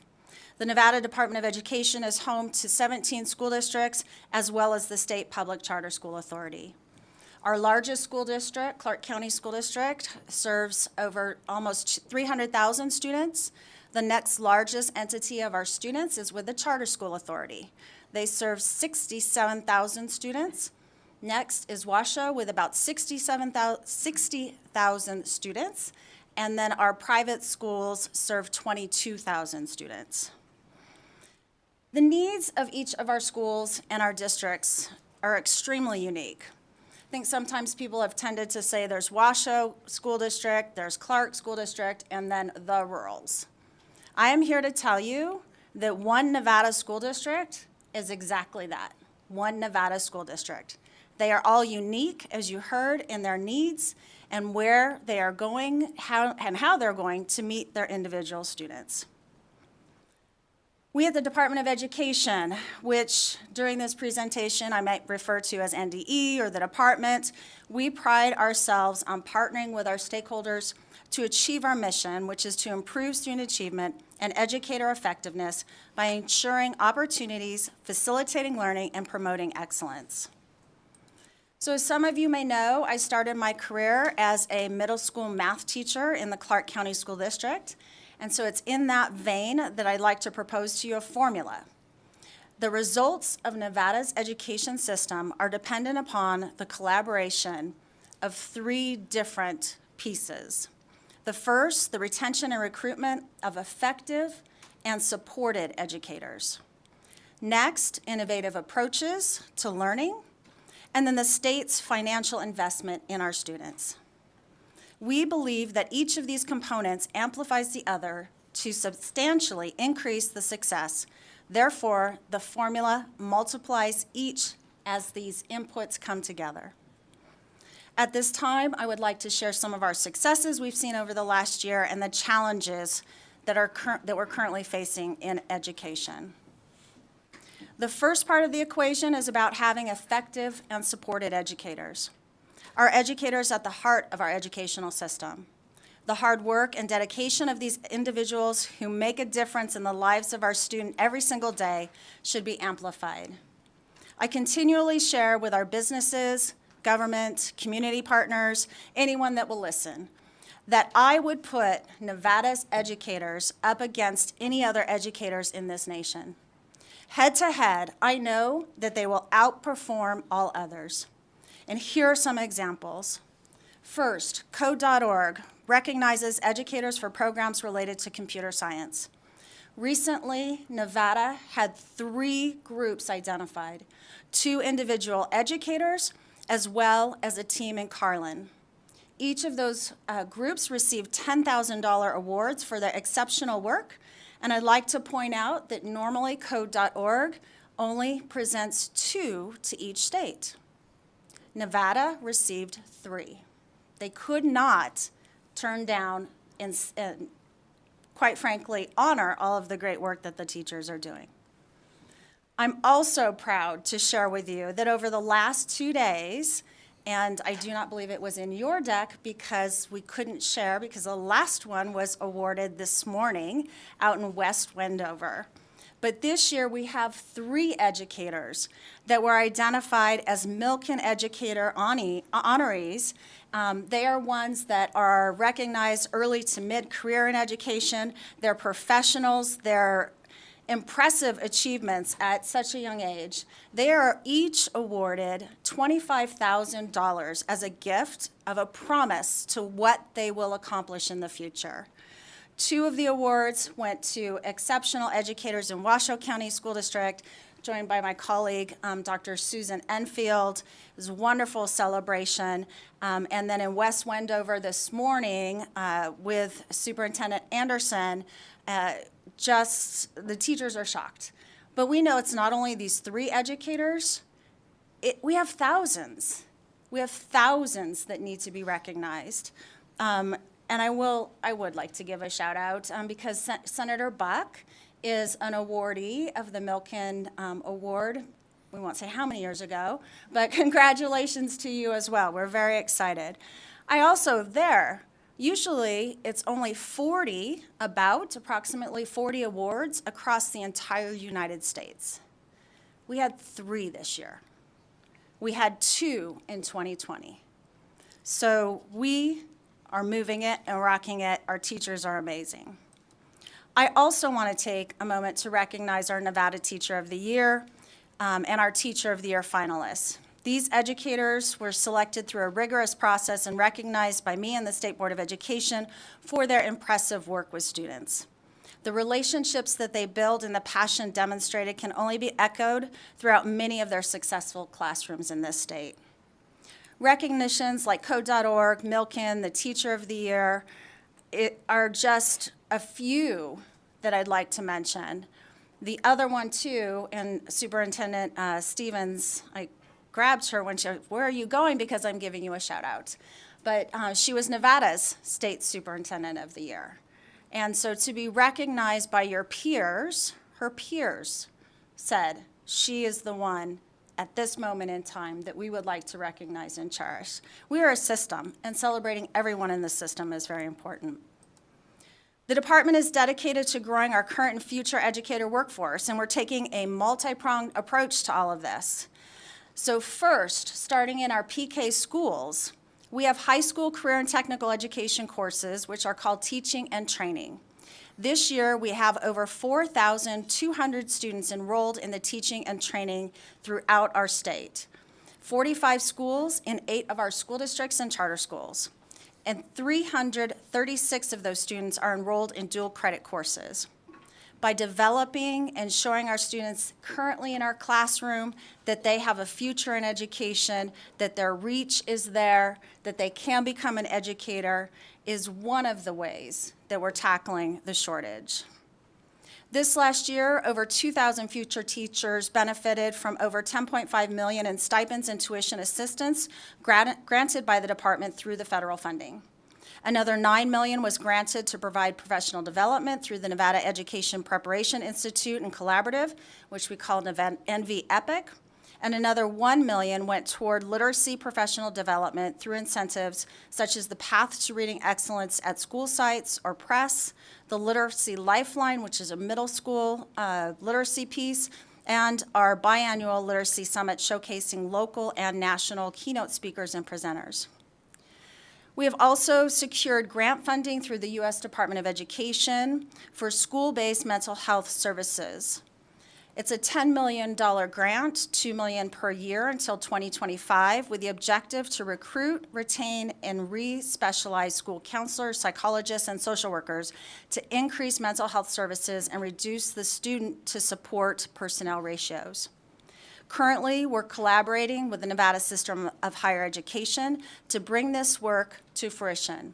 UNLV, UNR, and the Nevada State College are all partners with us.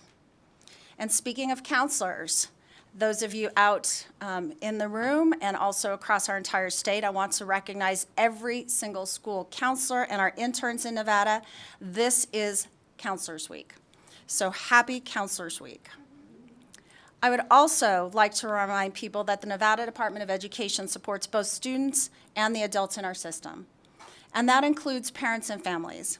In collaboration with stakeholders such as the Nevada PTA, we're supporting families through initiatives such as the Family Engagement Framework. This framework provides a statewide approach to family engagement that is based on research and evidence, and it was developed locally in collaboration with families, educators, and community members. This statewide family summit is another opportunity for families, educators, community members, all to come together. We've had over 700 families participate over the last 2 years. I'd like to take a moment to move toward bringing your attention to the second part of the equation, which is our innovative approaches to learning. You heard Superintendent Workman with their projects that they do. They also produce, I'd like to say, wonderful honey that can be purchased besides having turkey dinner, or to go with the turkey dinner. Our state is definitely leading the way in those unique learning experiences. We know that skill sets such as that just mentioned, robotics, engineering, coding, are all part of the future workforce, and we've made impressive growth in that area. We've invested $4 million for grants, such as using First Nevada robotics. We have over 269 schools and 2,000 students participating in the program, which provides hands-on learning opportunities in science, technology, engineering, and mathematics. For 40 years, Nevada Reading Week has highlighted the importance of our literacy in our lives. This past year, Nevada Reading Week hosted 13 nationally recognized local authors in the Author Live event, which gave more than 20,000 students the opportunity to meet local authors, promoting literacy and encouraging students to pursue their love of reading. I'd also like to highlight our commitment to digital learning, and I'm happy to bring your attention to an area where we are an absolute leader, and that is computer science. Nevada is among the top 5 states leading the nation in computer science education, meeting all 9 criteria identified by national stakeholders as essential for high-quality computer science education. Rounding this slide out, no one of us can do this work alone. And I'd like to quote from a recent article, Tammy Hansler and Alex Bybee. Quote, "Here's one thing we know for sure. Our schools cannot develop our children into prepared adults alone. It will take more than public education to get Nevada to a 100% graduation rate," end quote.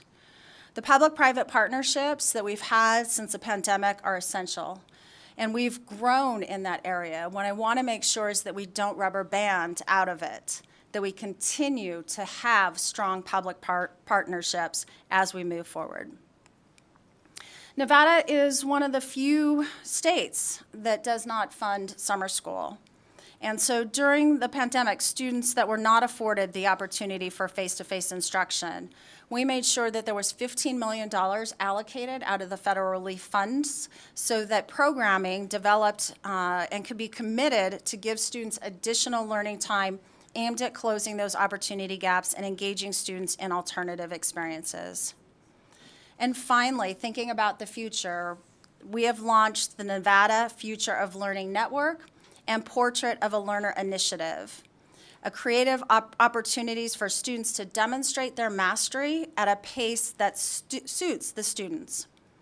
Through this funding, the work puts students in the driver's seats to explore their interests and incorporate an understanding of foundational skills in a meaningful way. The Competency Fellowship will develop and define the process and products for flexible instructional practices. And to your question earlier, Senator Flores, I think one of the things that we all should be keeping an eye on is not just how much time our students spend with their bottom in a chair, but what it is they're truly learning, experiencing, and how they can demonstrate those skills through multiple methods, not just one single assessment. So we look forward to leading the way. I know the superintendents are diving in with both feet on that, and we're very excited to see them move that work forward. So the third part of our equation is investing in our students. And we know that the common thread of this work is funding, and that we need to make this happen. Supporting our educators and their families and putting together all of these programs is a result of the investment made to help our children, but it's much more complicated than just giving money. One of the most notable advancements for education in Nevada has been the pupil-centered funding plan. It is thanks to the leadership of this legislature and the efforts of the Commission on School Funding and many of the staff who made it possible. The opportunity to revisit the oldest funding formula in the nation with a focus on equity was a big part of the reason why I came home to Nevada 4 years ago. And we should all be very proud of this tremendous accomplishment. Our new formula combines 20 different revenue sources to provide all students with a base level of funding, while also giving greater support to those who need it, no matter where they attend school. The Pupil-Centered Funding Plan is flexible, allowing schools to make funding decisions based on their changing demographics and needs. This replaces the 54-year-old Nevada plan and adjusts costs for urban, suburban, and rural settings. As it stands today, the Pupil-Centered Funding Plan has been implemented this school year and is working. And I'm grateful for Governor Lombardo's $2 billion executive budget proposal and the support of fully funding the weights. In addition to ensuring that funding is distributed equitably, we are also investing in our staff and students' mental and physical health. Having trained mental professionals on our campuses is of the utmost importance to ensure that we're building relationships and supporting our children and staff so that the work of educating our students can happen in a safe and respectful learning environment. To this end, the department allocated $7.5 million, and the legislature, thank you again, invested another $4 million through the American Rescue Plan Act to increase the presence and capacity of mental health professionals on our campuses. We've also allocated another $1 million to providers to address the trauma for students who are minimally or not insured at all. But what about our youngest students? We know that our students need to be supported and prepared for school. The department continues our efforts to support more seats in pre-K throughout the entire state. Over $3 million in federal funding was utilized to expand pre-K access, but to put it in this perspective, that only added about 300 seats. This is why we're encouraged by the governor's commitment to dedicate $60 million to pre-K access. There have been some amazing programs, initiatives, and opportunities that have come out of this funding, but unfortunately, it is not enough. National reports show that Nevada is still last in the country for per pupil funding, and yet our educators and students continue to perform. Imagine the lengths that we could go to for our children with a stronger investment in learning. Think of it this way. Our future workforce is sitting in our classrooms across our state right now. And that workforce will only be successful in the future if we invest in them today. I've been sharing a lot of successes and opportunities for improvement, but there may have been some of you out there saying, but Joan, there are reports out there that put us last in the nation for our schools and students. And the truth is, we know that there are great opportunities for us to improve on what's happening in our state. The reports put us dead last in school funding. Federal relief funds helped expand some of the opportunities, but the reality is that we are still below the national average in per pupil funding. In his State of the State address, Governor Lombardo announced his commitment to increase the per pupil funding amount from $9,185 to $11,668, getting us close to the national average. But I want to make sure that everyone is aware it is still $2,700 short of the national average, which is $14,337. Despite the funding shortage we've had historically in our schools, our teachers, our students, our families persevere. Student literacy proficiency is showing that we are near the pre-pandemic numbers. Our students continue to close the difference between Nevada and national public school averages. But we still have gaps. We have gaps that must be closed to get all students to proficient levels. When looking at these averages, we want not only to exceed the national average, but to meet the level of proficient in both reading and mathematics. Our graduation rates are starting to climb again after experiencing a slight decline during the pandemic. But we also can take a moment to acknowledge the graduation rate increase over the last 10 years. Additionally, we've seen an increase in 3% of our students receiving the College and Career Readiness Diploma. And our State Board of Education has a goal to have over 50% of our students receive that diploma by 2025. The pandemic brought unprecedented challenges to education and across the world, but I am here to say that Nevada's education system has endured and is improving. We know the importance of education, and we stand on the edge of an even greater opportunity to ensure Nevada's children have equitable access to high-quality learning experiences. When it comes to the equation for education, we can see the work being done, but we also can envision the work that must transpire to improve our outcomes. To have effective and supportive educators, we must retain our amazing educators in our schools. We must recruit top-notch candidates from around the globe and engage our families in the education process.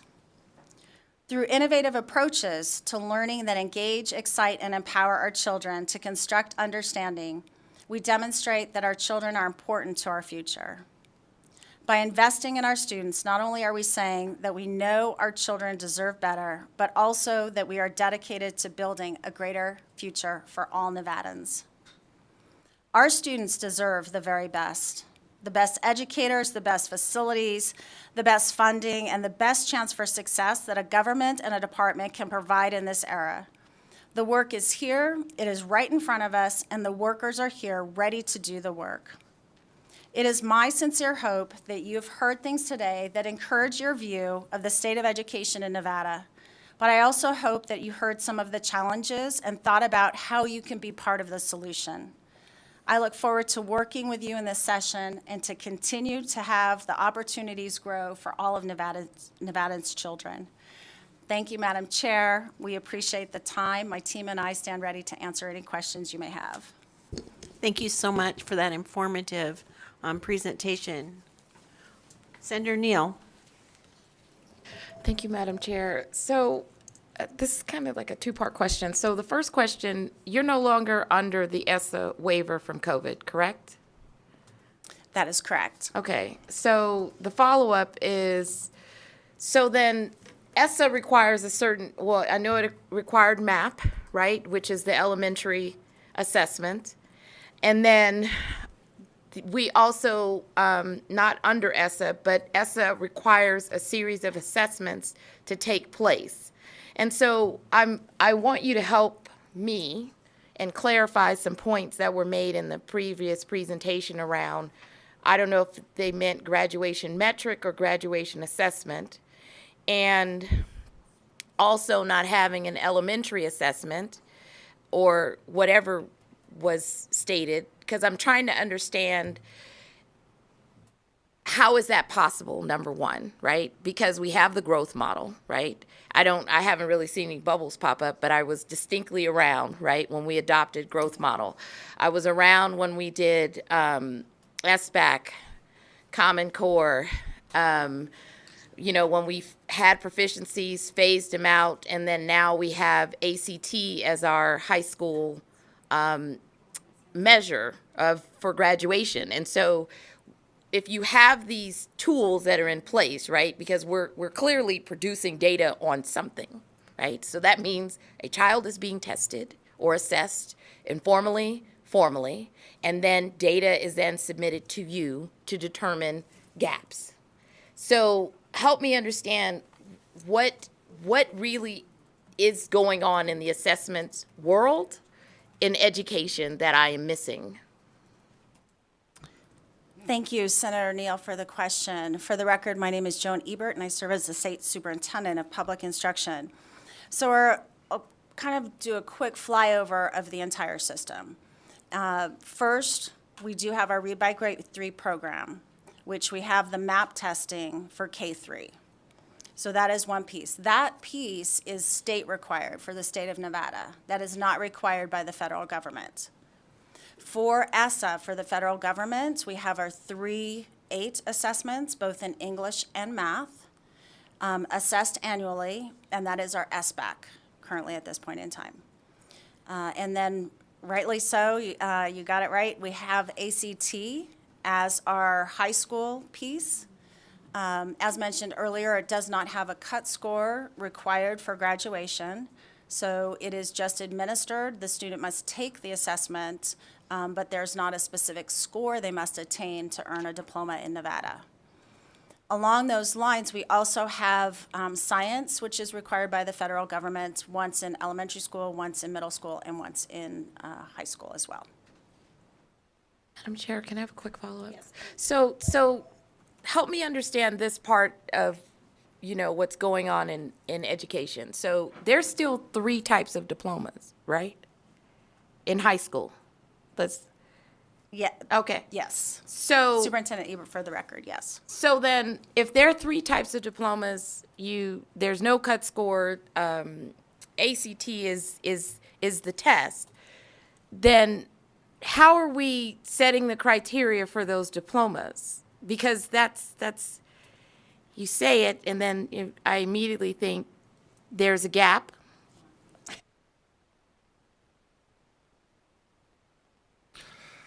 Through Chair Lang to Senator Neal. Craig Satuki, Interim Deputy Superintendent, for the record. So there are three diploma options at the high school level. There's a standard diploma, there's an advanced diploma, and then there's a college and career readiness diploma. Each of those diplomas has different course requirements, and when you get to the advanced diploma and also the college and career readiness diploma, otherwise known as the CCR diploma, there are additional GPA requirements and additional course requirements around for example, foreign language, AP courses, and career and technical education, completing a program of study. We'd be happy to provide you with the entire document in terms of how each diploma works in terms of the coursework and the options for those students to earn one of those 3 diplomas. If that helps clarify your question. I think you know where I'm going, right? I think I'm not directly saying it, but I'm trying to understand a statement of no graduation assessment or a missing metric, because you have diplomas. They have to fit a criteria for each of those diplomas in order to walk across the stage, parents to say hallelujah. And so what am I missing, right? And I haven't been in the school since 2018, but I know I'm not going to take up a lot of time, but somebody is going to have to either give me a document, break down, a 635 research paper, something, and I'll read it, to help me understand what's going on. Superintendent Ebert, for the record, thank you, Senator Neal. I think, when many of you who are graduates here in Nevada remember you took a high school proficiency exam. So exams, plural, and you had to attain a specific score before you were issued that diploma. That when we made the transition in Nevada, and with the reauthorization of ESSA, we changed from the proficiency exams being the requirement for the diploma with specific cut scores to the ACT. And so that was over a couple years, the transition. And then there too, we still compare ourselves. I think what I want to get, even though yes, it is a fact, we do not require a specific number for a student to earn a diploma, but we have expectations that we expect our students to meet and that they can, at a minimum, receive 17, 18. We want to see those higher scores. But I know our teachers in our classrooms, our principals, they are definitely looking at scores that they would like to see, and the parents and the families too, would like to see our students reach. Thank you, Madam Chair. I just have one last question. I want to talk a little bit about summer school, because we did appropriate quite a bit of money for summer school, and we're accountable for the votes that we take. And I'm told by teachers in my district that not very many kids came to summer school. And I'm wondering if it's unique to my district or it was unique across the state, that we didn't do a good enough job advertising it, that was there transportation, was there not transportation, and how could we make it better? Thank you, Madam Chair. Superintendent Ebert, for the record. So the colleagues sitting behind me did have phenomenal summer school this last year with the funds, because traditionally summer school doesn't have transportation, meals, different pieces. But I will be more than happy to provide you with the 56-page report that we produce. All the superintendents provided us with the information, the number of students, if they serve meals, if they provided transportation, and That would be great. I'd like that. reading. Thank you. Okay, thank you to our presenters. It was very informative. We really appreciate you coming to address our committee. Thank you, And Madam with Chair. that, with that, I'll call on Senator Hammond to recognize the kids. Thank you, Madam Chair. I just noticed that before they either fall asleep or they leave, I wanted to recognize a few of the students that we have close to the back of the room in their distinctive blue jackets, the Future Farmers of America jackets. I have to say, every time you guys walk in, as a body, it's just as impressive. We talked earlier about all the different ways that you learn, and how sometimes hands-on experiences help with the learning process. I'm really excited to hear about what's going on in these other school districts, because I think that's where you learn. I'll never forget, I can still today probably milk a cow. I can tell you what a pullet is, and for those of you who don't know, it's too bad. You never will. I can still grate an egg. I can still, test the pH balance and figure out the soil content and all that. I mean, there's a million things. I can't. Sorry, Superintendent Ebert. I can't do a quadratic equation. I can't tell you trigonometry things, but I can certainly do that. So I am grateful that you guys are here in person. I don't know where you're representing, what school district you represent, what school you represent, if you want to say it real quick.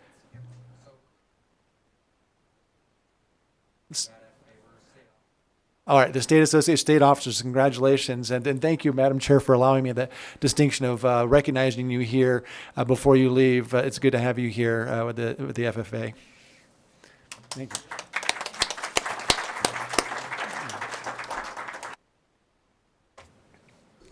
Okay, with that, we are going to open the hearing on Senate Bill 9.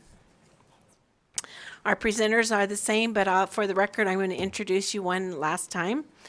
Joan Ebert, Superintendent of Public Instruction. Craig Stutuki, Interim Deputy Superintendent of Educator Effectiveness and Family Engagement. Megan Peterson, Deputy Superintendent of Student Investment. Please, when you're ready. Good afternoon, Chair Lang, Vice Chair Flores, members of the committee. I am State Superintendent Joan Ebert, for the record. I'm going to dive right in. With the passage of SB 543 during the 2019 session, a new reporting requirement for schools and school districts was established. This report is required to be distributed and posted online by October 1st of each year. Section 1 of SB 9 proposes to change the posting date of the report to January 1st. Much of the staff enrollment and expenditure data that is identified in this report is already being collected through NRS 387.303, which is provided by our school districts. The report from SB 543 is a burdensome and duplication of the effort that our school districts are already putting forth. The October due date poses a challenge because the information required is not audited and or finalized until November. So reporting on information before it is audited creates confusion in this reporting metric. Moving this report to January 1st will allow schools and districts to publish audited values once they're provided, and then we have the opportunity to provide the analysis and the changes in expenditures that may have transpired. Section 2 proposes a change around funding related to career and technical education, hence our leadership behind us. We're really excited they're here to support as well. In each legislative session since 2015, we've been looking to change some of the training that is provided for our pupils and teachers. In the proposed language in SB 9, the department increased the percentage of funds and included new allowable activities for leadership and training. The language also creates a new category of allowable activities under workforce development. New allowable leadership and training activities include supporting pupils to earn industry-recognized credential and dual credit. These activities represent areas that school districts have identified as barriers to their schools and teachers. Additionally, the proposed workforce development activities include supporting students participating in work-based learning activities, earning industry-recognized credentials, and providing middle school CTE exploration options. These activities do not currently have a dedicated funding stream. For sections 3 and 5, the 2013 Nevada Legislature enacted Assembly Bill 288, which eliminated the high school proficiency exam and required the State Board of Education to select a college and career readiness exam to be administered to students during 11th grade.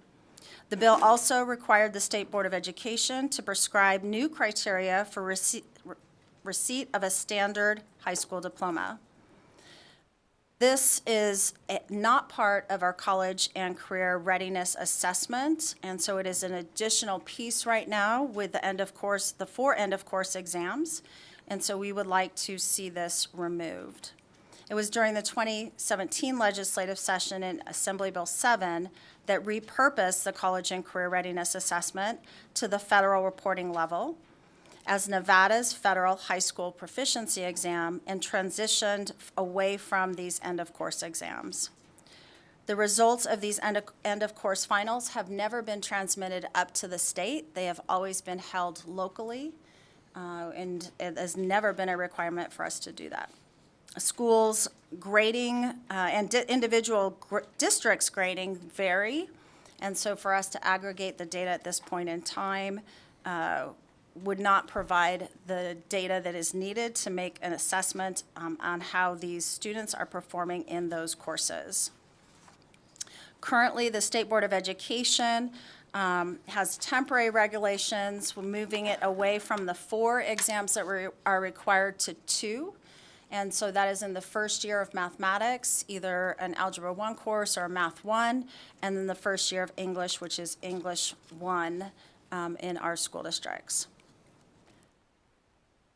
Section 4 addresses Senate Bill 214 from the 2005 Nevada legislative session, which established the requirement for the Nevada Department of Education to prescribe a form for an educational involvement accord that aligns with the federal Every Student Succeeds Act and requires all public schools in Nevada to use and distribute.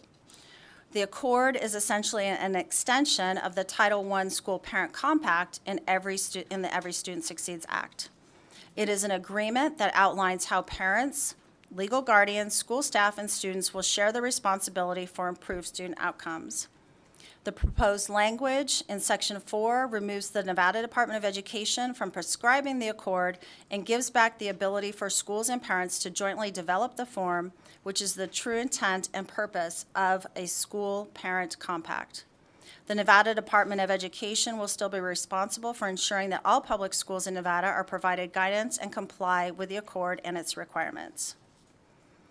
Section 5, part of Senate Bill 143 in the 2007 legislative session, established the requirement for the Department of Education to prescribe a form for use by teachers in elementary schools.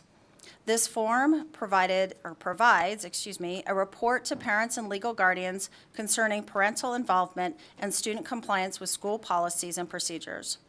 The proposed removal of this language in Section 5 seeks to encourage a more effective means of communication with families. The information in the form can be communicated via other common forms of school communication, like their report cards, their progress reports, conversations, and meetings with parents and legal guardians. At this moment in time, this completes Senate Bill 9. I want to thank also all of the staff and the legislative staff for helping us develop and presenting this to you today.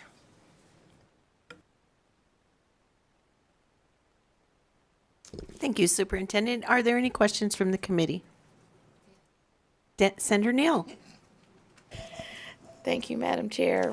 So I want to go to, it's actually, I believe it's Section 3. It's the strikeout provision that has, it's in section 3, lines 32 through 34, has a strikeout provision of completing math and science, and then it cites USC code. It's my understanding that this relates to 8th graders being able to take a high school credit, and then, is that what this relates to? Superintendent Ebert, for the, I want clarity, are you specifically asking about the USC I'm code? asking, yeah, the USC strikeout. So I would need to phone a friend on that one. My apologies. Yeah. Yeah, I cannot, I'm sorry, I cannot, I realize I may not phone a friend, but if. Mr. Killian.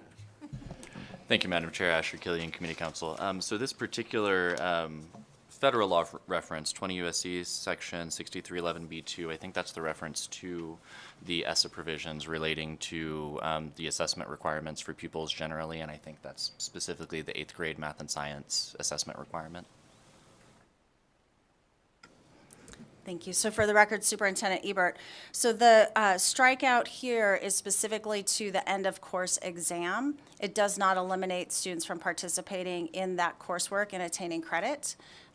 It's just the exam portion being a state exam at the state level as opposed to local level. Okay, that's good to know, because I was super curious about that and folks accelerating. But you also have the strikeout provision in the back, which is the repealed section of NRS 390-700. And I guess it stuck out to me just because of the prior presentation, and that we're still in the same, although bifurcated hearing, because now we're in a bill hearing, why this provision is being removed when we know that there are some end-of-course exam issues that we need to deal with. And so my question, I guess I was thinking, is there another bill that we're going to see later on that's going to deal with assessments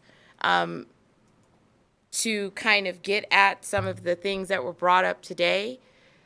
Because this appears that it would be the vehicle to amend to try to make some gains in that assessment area that we're saying has a gap. Superintendent Ebert, for the record, so following two paths at the same time. Number one is we do have the ACT in place, and how the end of course exam was implemented across our state without the reporting up, because we do not and never have, as a Department of Education, received any of the information in regard to the end of course exam. And so at the same time, when the shift from the proficiency went to the end of course exam, and then ESSA came in and said you must have a college and career assessment, we determined as a state to use the ACT as our college and career ready assessment, meeting those federal guidelines. And so that's why you see that piece coming up. But to your point, we have had a lot of discussion about high school assessments with our colleagues, my colleagues behind me, the superintendents across the state, about what it is we want our students to know and be able to do and how they demonstrate that knowledge. Is it just through the ACT? Is it multiple methods of assessment? Our staff was looking at that right before the pandemic happened, and so it was back burner during that time, but we are picking that work back up. I can tell you, as we sit here today, we do not have a bill coming that has outlined all of those components of a new assessment system. Thank you, Madam Chair. Senator Hammond. Thank you, Madam Chair. And actually, my question was going to be very similar to that. Only I wanted to kind of give you an opportunity to highlight that, because you mentioned that earlier in your presentation when you talked about assessments and how there's multiple ways of assessing. And I thought that I saw a glint in your eye, like you wanted to go, drill down into it and talk about, there are lots of different ways to do this. You said you had a meeting just before, maybe in the last couple of days. What are some different assessments again? Because if you do an end of the course exam, it seems like it pins everybody down to that particular thing that, again, it's about the outcomes, right? Well, I know you said it's not just about money and outcomes, about how you do things. And so that's it. The assessment is a way to do things that's a little bit different. Maybe you can give us some ideas of different assessments that you might see across the state in different places, and why it's different in different places. Thank you, Senator Hammond. So there are multiple ways in what we've done. Thank you for the opportunity to share it. And yes, I do sparkle every once in a while. Superintendent, please state your name for the record. Thank you. Superintendent Ebert for the record. Thank you. With that being said, we've used the one assessment, ACT, for demonstration of toward a college entrance exam. There are other ways to demonstrate knowledge. Work keys is another way. Work-based skills. Also performance-based. We have a lot of performance-based, and actually I should allow my colleague who oversees all of that work and gets excited as well. But that is something that we as Nevada have not invested in multiple ways. We've invested in one tool at this moment in time, and so it would take additional investments to look at performance-based assessments and outcomes. We have, what I want to be careful of is, and what I share quite often is first socks, then shoes, is with the portrait of a learner that we're looking at, what is it that we want, working with the business community, working with the legislature, what is it that we truly want as Nevadans for our students to know and be able to do when they leave our classrooms? We need to identify that first before we identify an assessment, right? What is it that you want, and then assess against that. And so we're kind of running, three trains at the same time, not only with assessment and also the accountability system, but I've had the opportunity to speak directly with Secretary Cardona because we're in this moment in time where we really can be creative and use what we've learned and accelerate learning and bring joy back to learning in many aspects. But we do have that federal requirement that says we must have a college and career-ready assessment.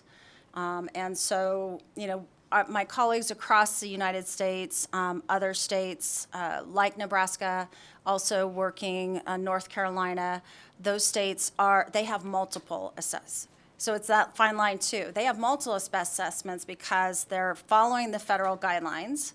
So they have a college and career-ready assessment, but then they also, on top of that, have performance assessments or mid-year assessments, and they have built that out. So some people turn to over-assessing our students.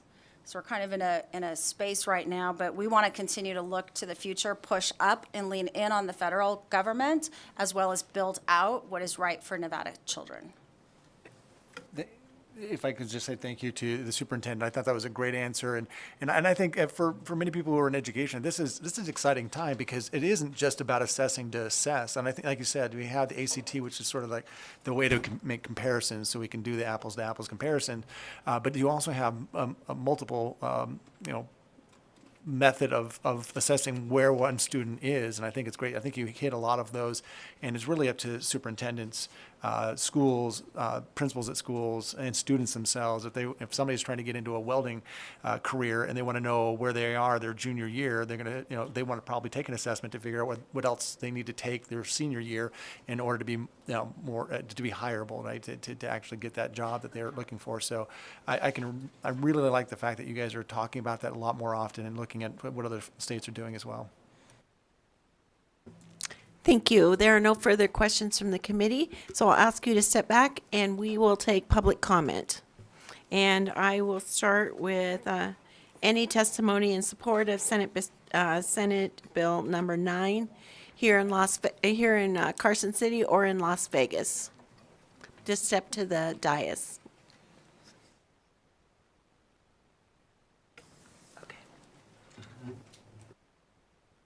Madam Chair, Chris Daly, Nevada State Education Association, the voice of Nevada educators for over 120 years. speaking in support of SB 9. It was way before that time, but in this committee in 2017, we got to work with then Education Chair Senator Woodhouse to talk about streamlining student assessments. There have been multiple audits. The kind of relegation of end-of-course exams was sort of coming out of that process. So we are in support of continuing the work to streamline student assessments. We believe that, generally speaking, far too much time is spent in our school system on the various assessments, and we support the department's continued work to streamline. Thank you. Thank you, Mr. Daly. And you kept under the 2 minutes, but I'm going to remind everyone that we have a 2-minute time limit. Thank you.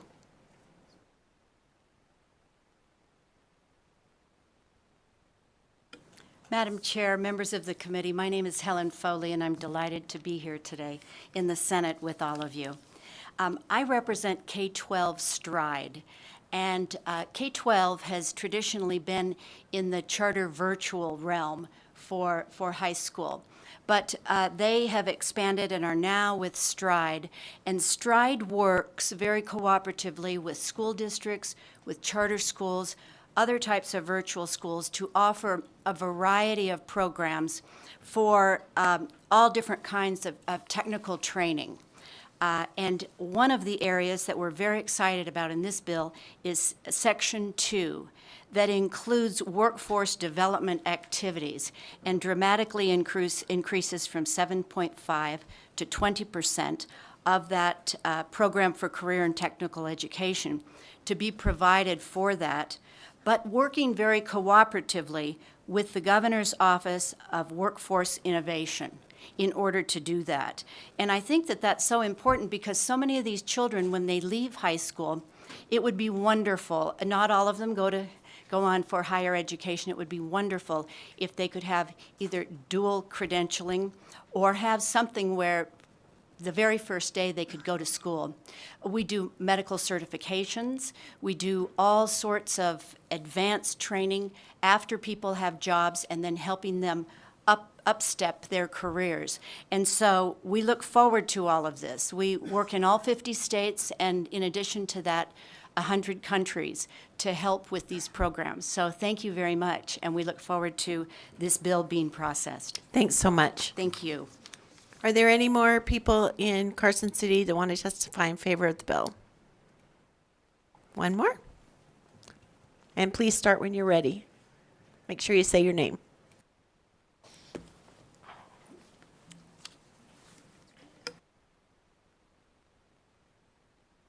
There we go.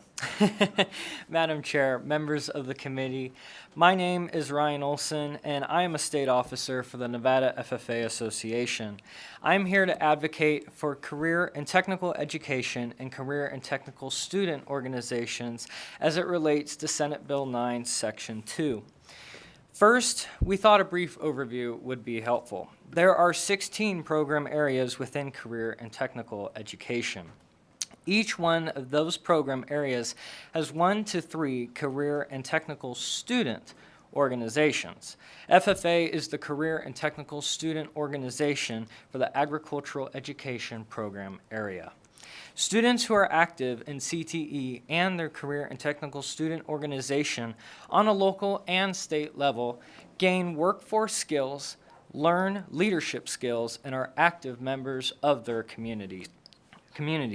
Section 2 includes language related to work-based learning and training experiences within the classroom in career and technical student organizations.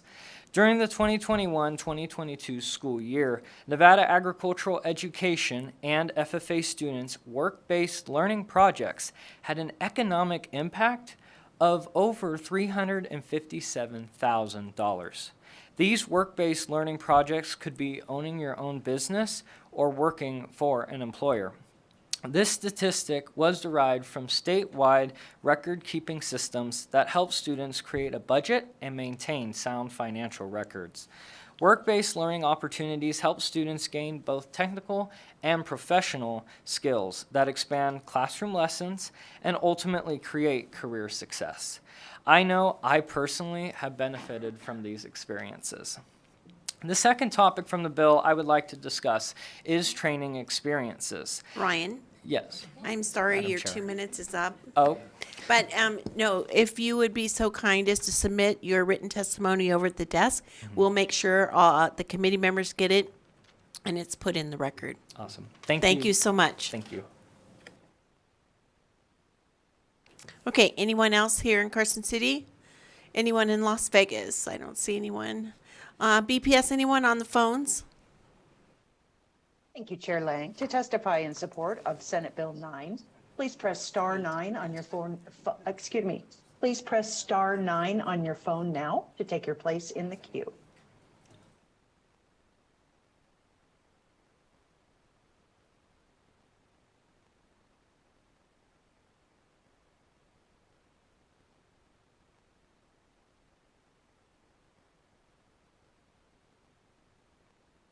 Caller, you're unmuted. Please begin. Hello, my name is Mark Tony. I live in Las Vegas. I do not have anything prepared, but I do want to vote in favor of SB 9. I work with the CTSO program. I'm actually working next week with Nevada DECA. And again, just want to support. Thank you, sir. Could I ask you, this is Chair Lang, could you please spell your name so we get it right for the record?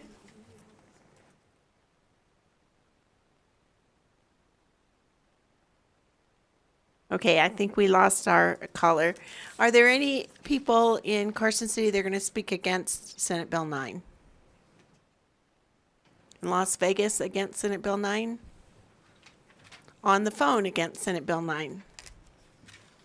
Thank you, Chair. To testify in opposition to Senate Bill 9, please press star 9 to take your place in the queue.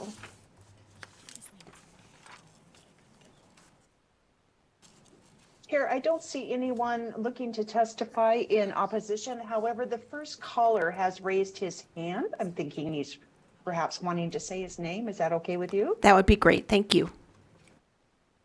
You bet.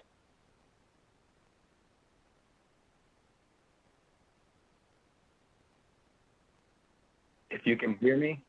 Okay, if you can hear We me. can. Thank Go you. ahead, My sir. name is Mark. Yes, Mark, M-A-R-K, last name Toney. Thank you very much. Is there anyone in Las Vegas or Carson City that wants to speak in the neutral?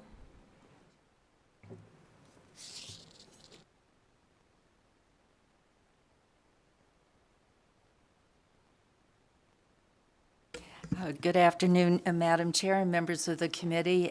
For the record, my name is Dr. Mary Przinski, and I'm here representing Nevada Association of School Superintendents, and it's really nice to see all of you in person. Isn't this great? I'm so happy about that. Nevada Association of School Superintendents is in full support of many sections or most of this bill. We just have some further questions about Section 2 and the mechanics, and so that's why we're in the neutral position at this point. Thank you. Thank you so much. Anyone on the phones that wishes to speak in the neutral position? Thank you, Chair. To provide testimony in neutral on Senate Bill 9, please press star 9 to take your place in the queue.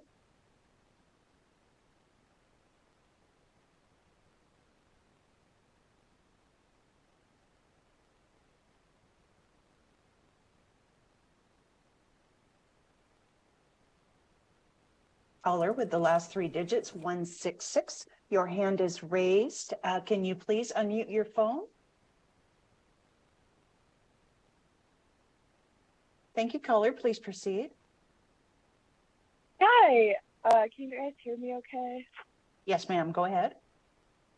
My name is Caitlin Wilner. I'm a senior at Northwest CTA, and I'm in the Teachers Education Program. I am the Vice President of Community Service for Nevada SDCLA, and I wanted to say that I fully support this bill. Being at Northwest CTA, I've learned many new things about the field of education and teaching, and my passion for teaching has grown more than I can express because of the multiple resources and experiences I've been given. I support SB 9 because it will help expand access to CTSOs, which gives students opportunities to apply skills for work-based learning. More funding in our education system can also help expand equity, access, and opportunities for students in Nevada. FCCLA has just given me so many amazing skills, such as public speaking, being an excellent leader, and I've gained experiences like being a part of structural professionalism trainings, and I have the opportunity to be involved with the state to show my support for the community and education. Thank you, Caitlin. Could you please spell your last name? Yeah, it's Willn like Nancy ER. Thank you.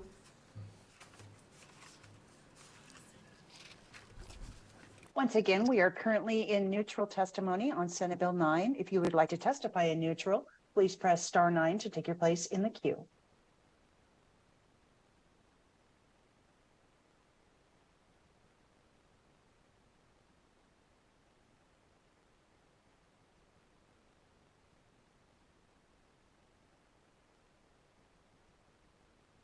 Caller, you're unmuted. Please proceed. Hello, I am Jennifer Reyes. I am the State Officer of Nevada Family, Career, and Community Leaders of America, also known as FCCLA. I am the Vice President in this, President of Development in this organization. I am also a senior at the Academy of Arts, Careers, and Technology in Reno, Nevada. I fully support the SB 9 bill. FCCLA and FCS courses have given me the appropriate resources and skills for career preparation and workplace readiness. FCS courses have helped me to better understand child development, to pursue a career in child psychology. They also cover financial literacy and teach skills that foster independence, such as cooking, training, and textilery. This is because FCS courses cover career clusters such as hospitality, education, and fashion and design. Nevada FCCLA, which is a family and consumer sciences organization, has had a doubling in membership, but a barrier for some students accessing CTSOs has been low income. I want to mention that I joined Nevada FCCLA because of its family focus, which is the backbone of FCS courses. I believe more funding to our education system would provide students to have opportunities like the ones that I have been fortunate to have. Thank you for your time. Thank you. Chair, there are no additional public testifiers calling in at this time. Great. Thank you, BPS. Seeing none, I will close the hearing on Senate Bill 9. At this point, I'll move to public comment. Is there anyone wishing to speak during public comment? Mr. Daly. Madam Chair, Chris Daly, NSCA. So it's only day 3, yet there's already been a great deal of focus on education this session. With the adoption of the new funding formula and record state revenue, significant dollars are being captured in the education fund. While this is good news, it's important to note the severity of issues in public schools caused by chronic underfunding, as well as the work that remains to reach optimal funding. This is why NSCA has been saying that it's time for 20. Time for 20 means a 20% raise for every Nevada educator at $20 an hour minimum wage in our schools and average class sizes of 20 students. Since the COVID pandemic, educators left their jobs in record numbers due to low pay and severely low morale. At the midpoint of this school year, there are still thousands of school vacancies, with many more positions being covered by long-term subs or in some of our rural areas, privately contracted virtual teachers. A December report from the Economic Policy Institute found there is widespread national teacher shortage that is especially severe here in Nevada. They found the current shortage is not the result of an insufficient number of qualified teachers, but rather low pay and increasingly stressful work environment. The average pay differential between teachers and similar college graduates in the job market has now grown to over 23%. With educator vacancies at crisis levels, Governor Lombardo has made no proposal to address educator pay. Contrast this with other states who have had similar issues and available resources. A year ago, New Mexico Governor Lujan Grisham announced an average raise of 20% for all New Mexico educators. By the end of last year, New Mexico saw a 34% drop in teacher vacancies. Last night, Governor Huckabee Sanders announced her proposal to raise Arkansas teacher pay by anywhere between 29 and 39%. With billions of dollars proposed for reserves, there's more than enough to cover a 20% across-the-board educator raise here in Nevada.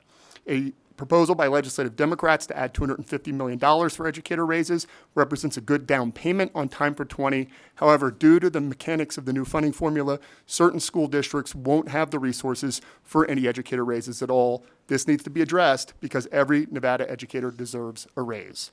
Thank you. Thank you. Anyone else wishing to speak in public comment in Las Vegas? In Carson City? On the telephones?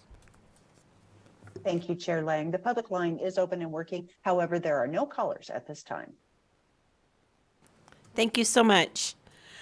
So our next meeting will be Friday, February 10th at 1 o'clock.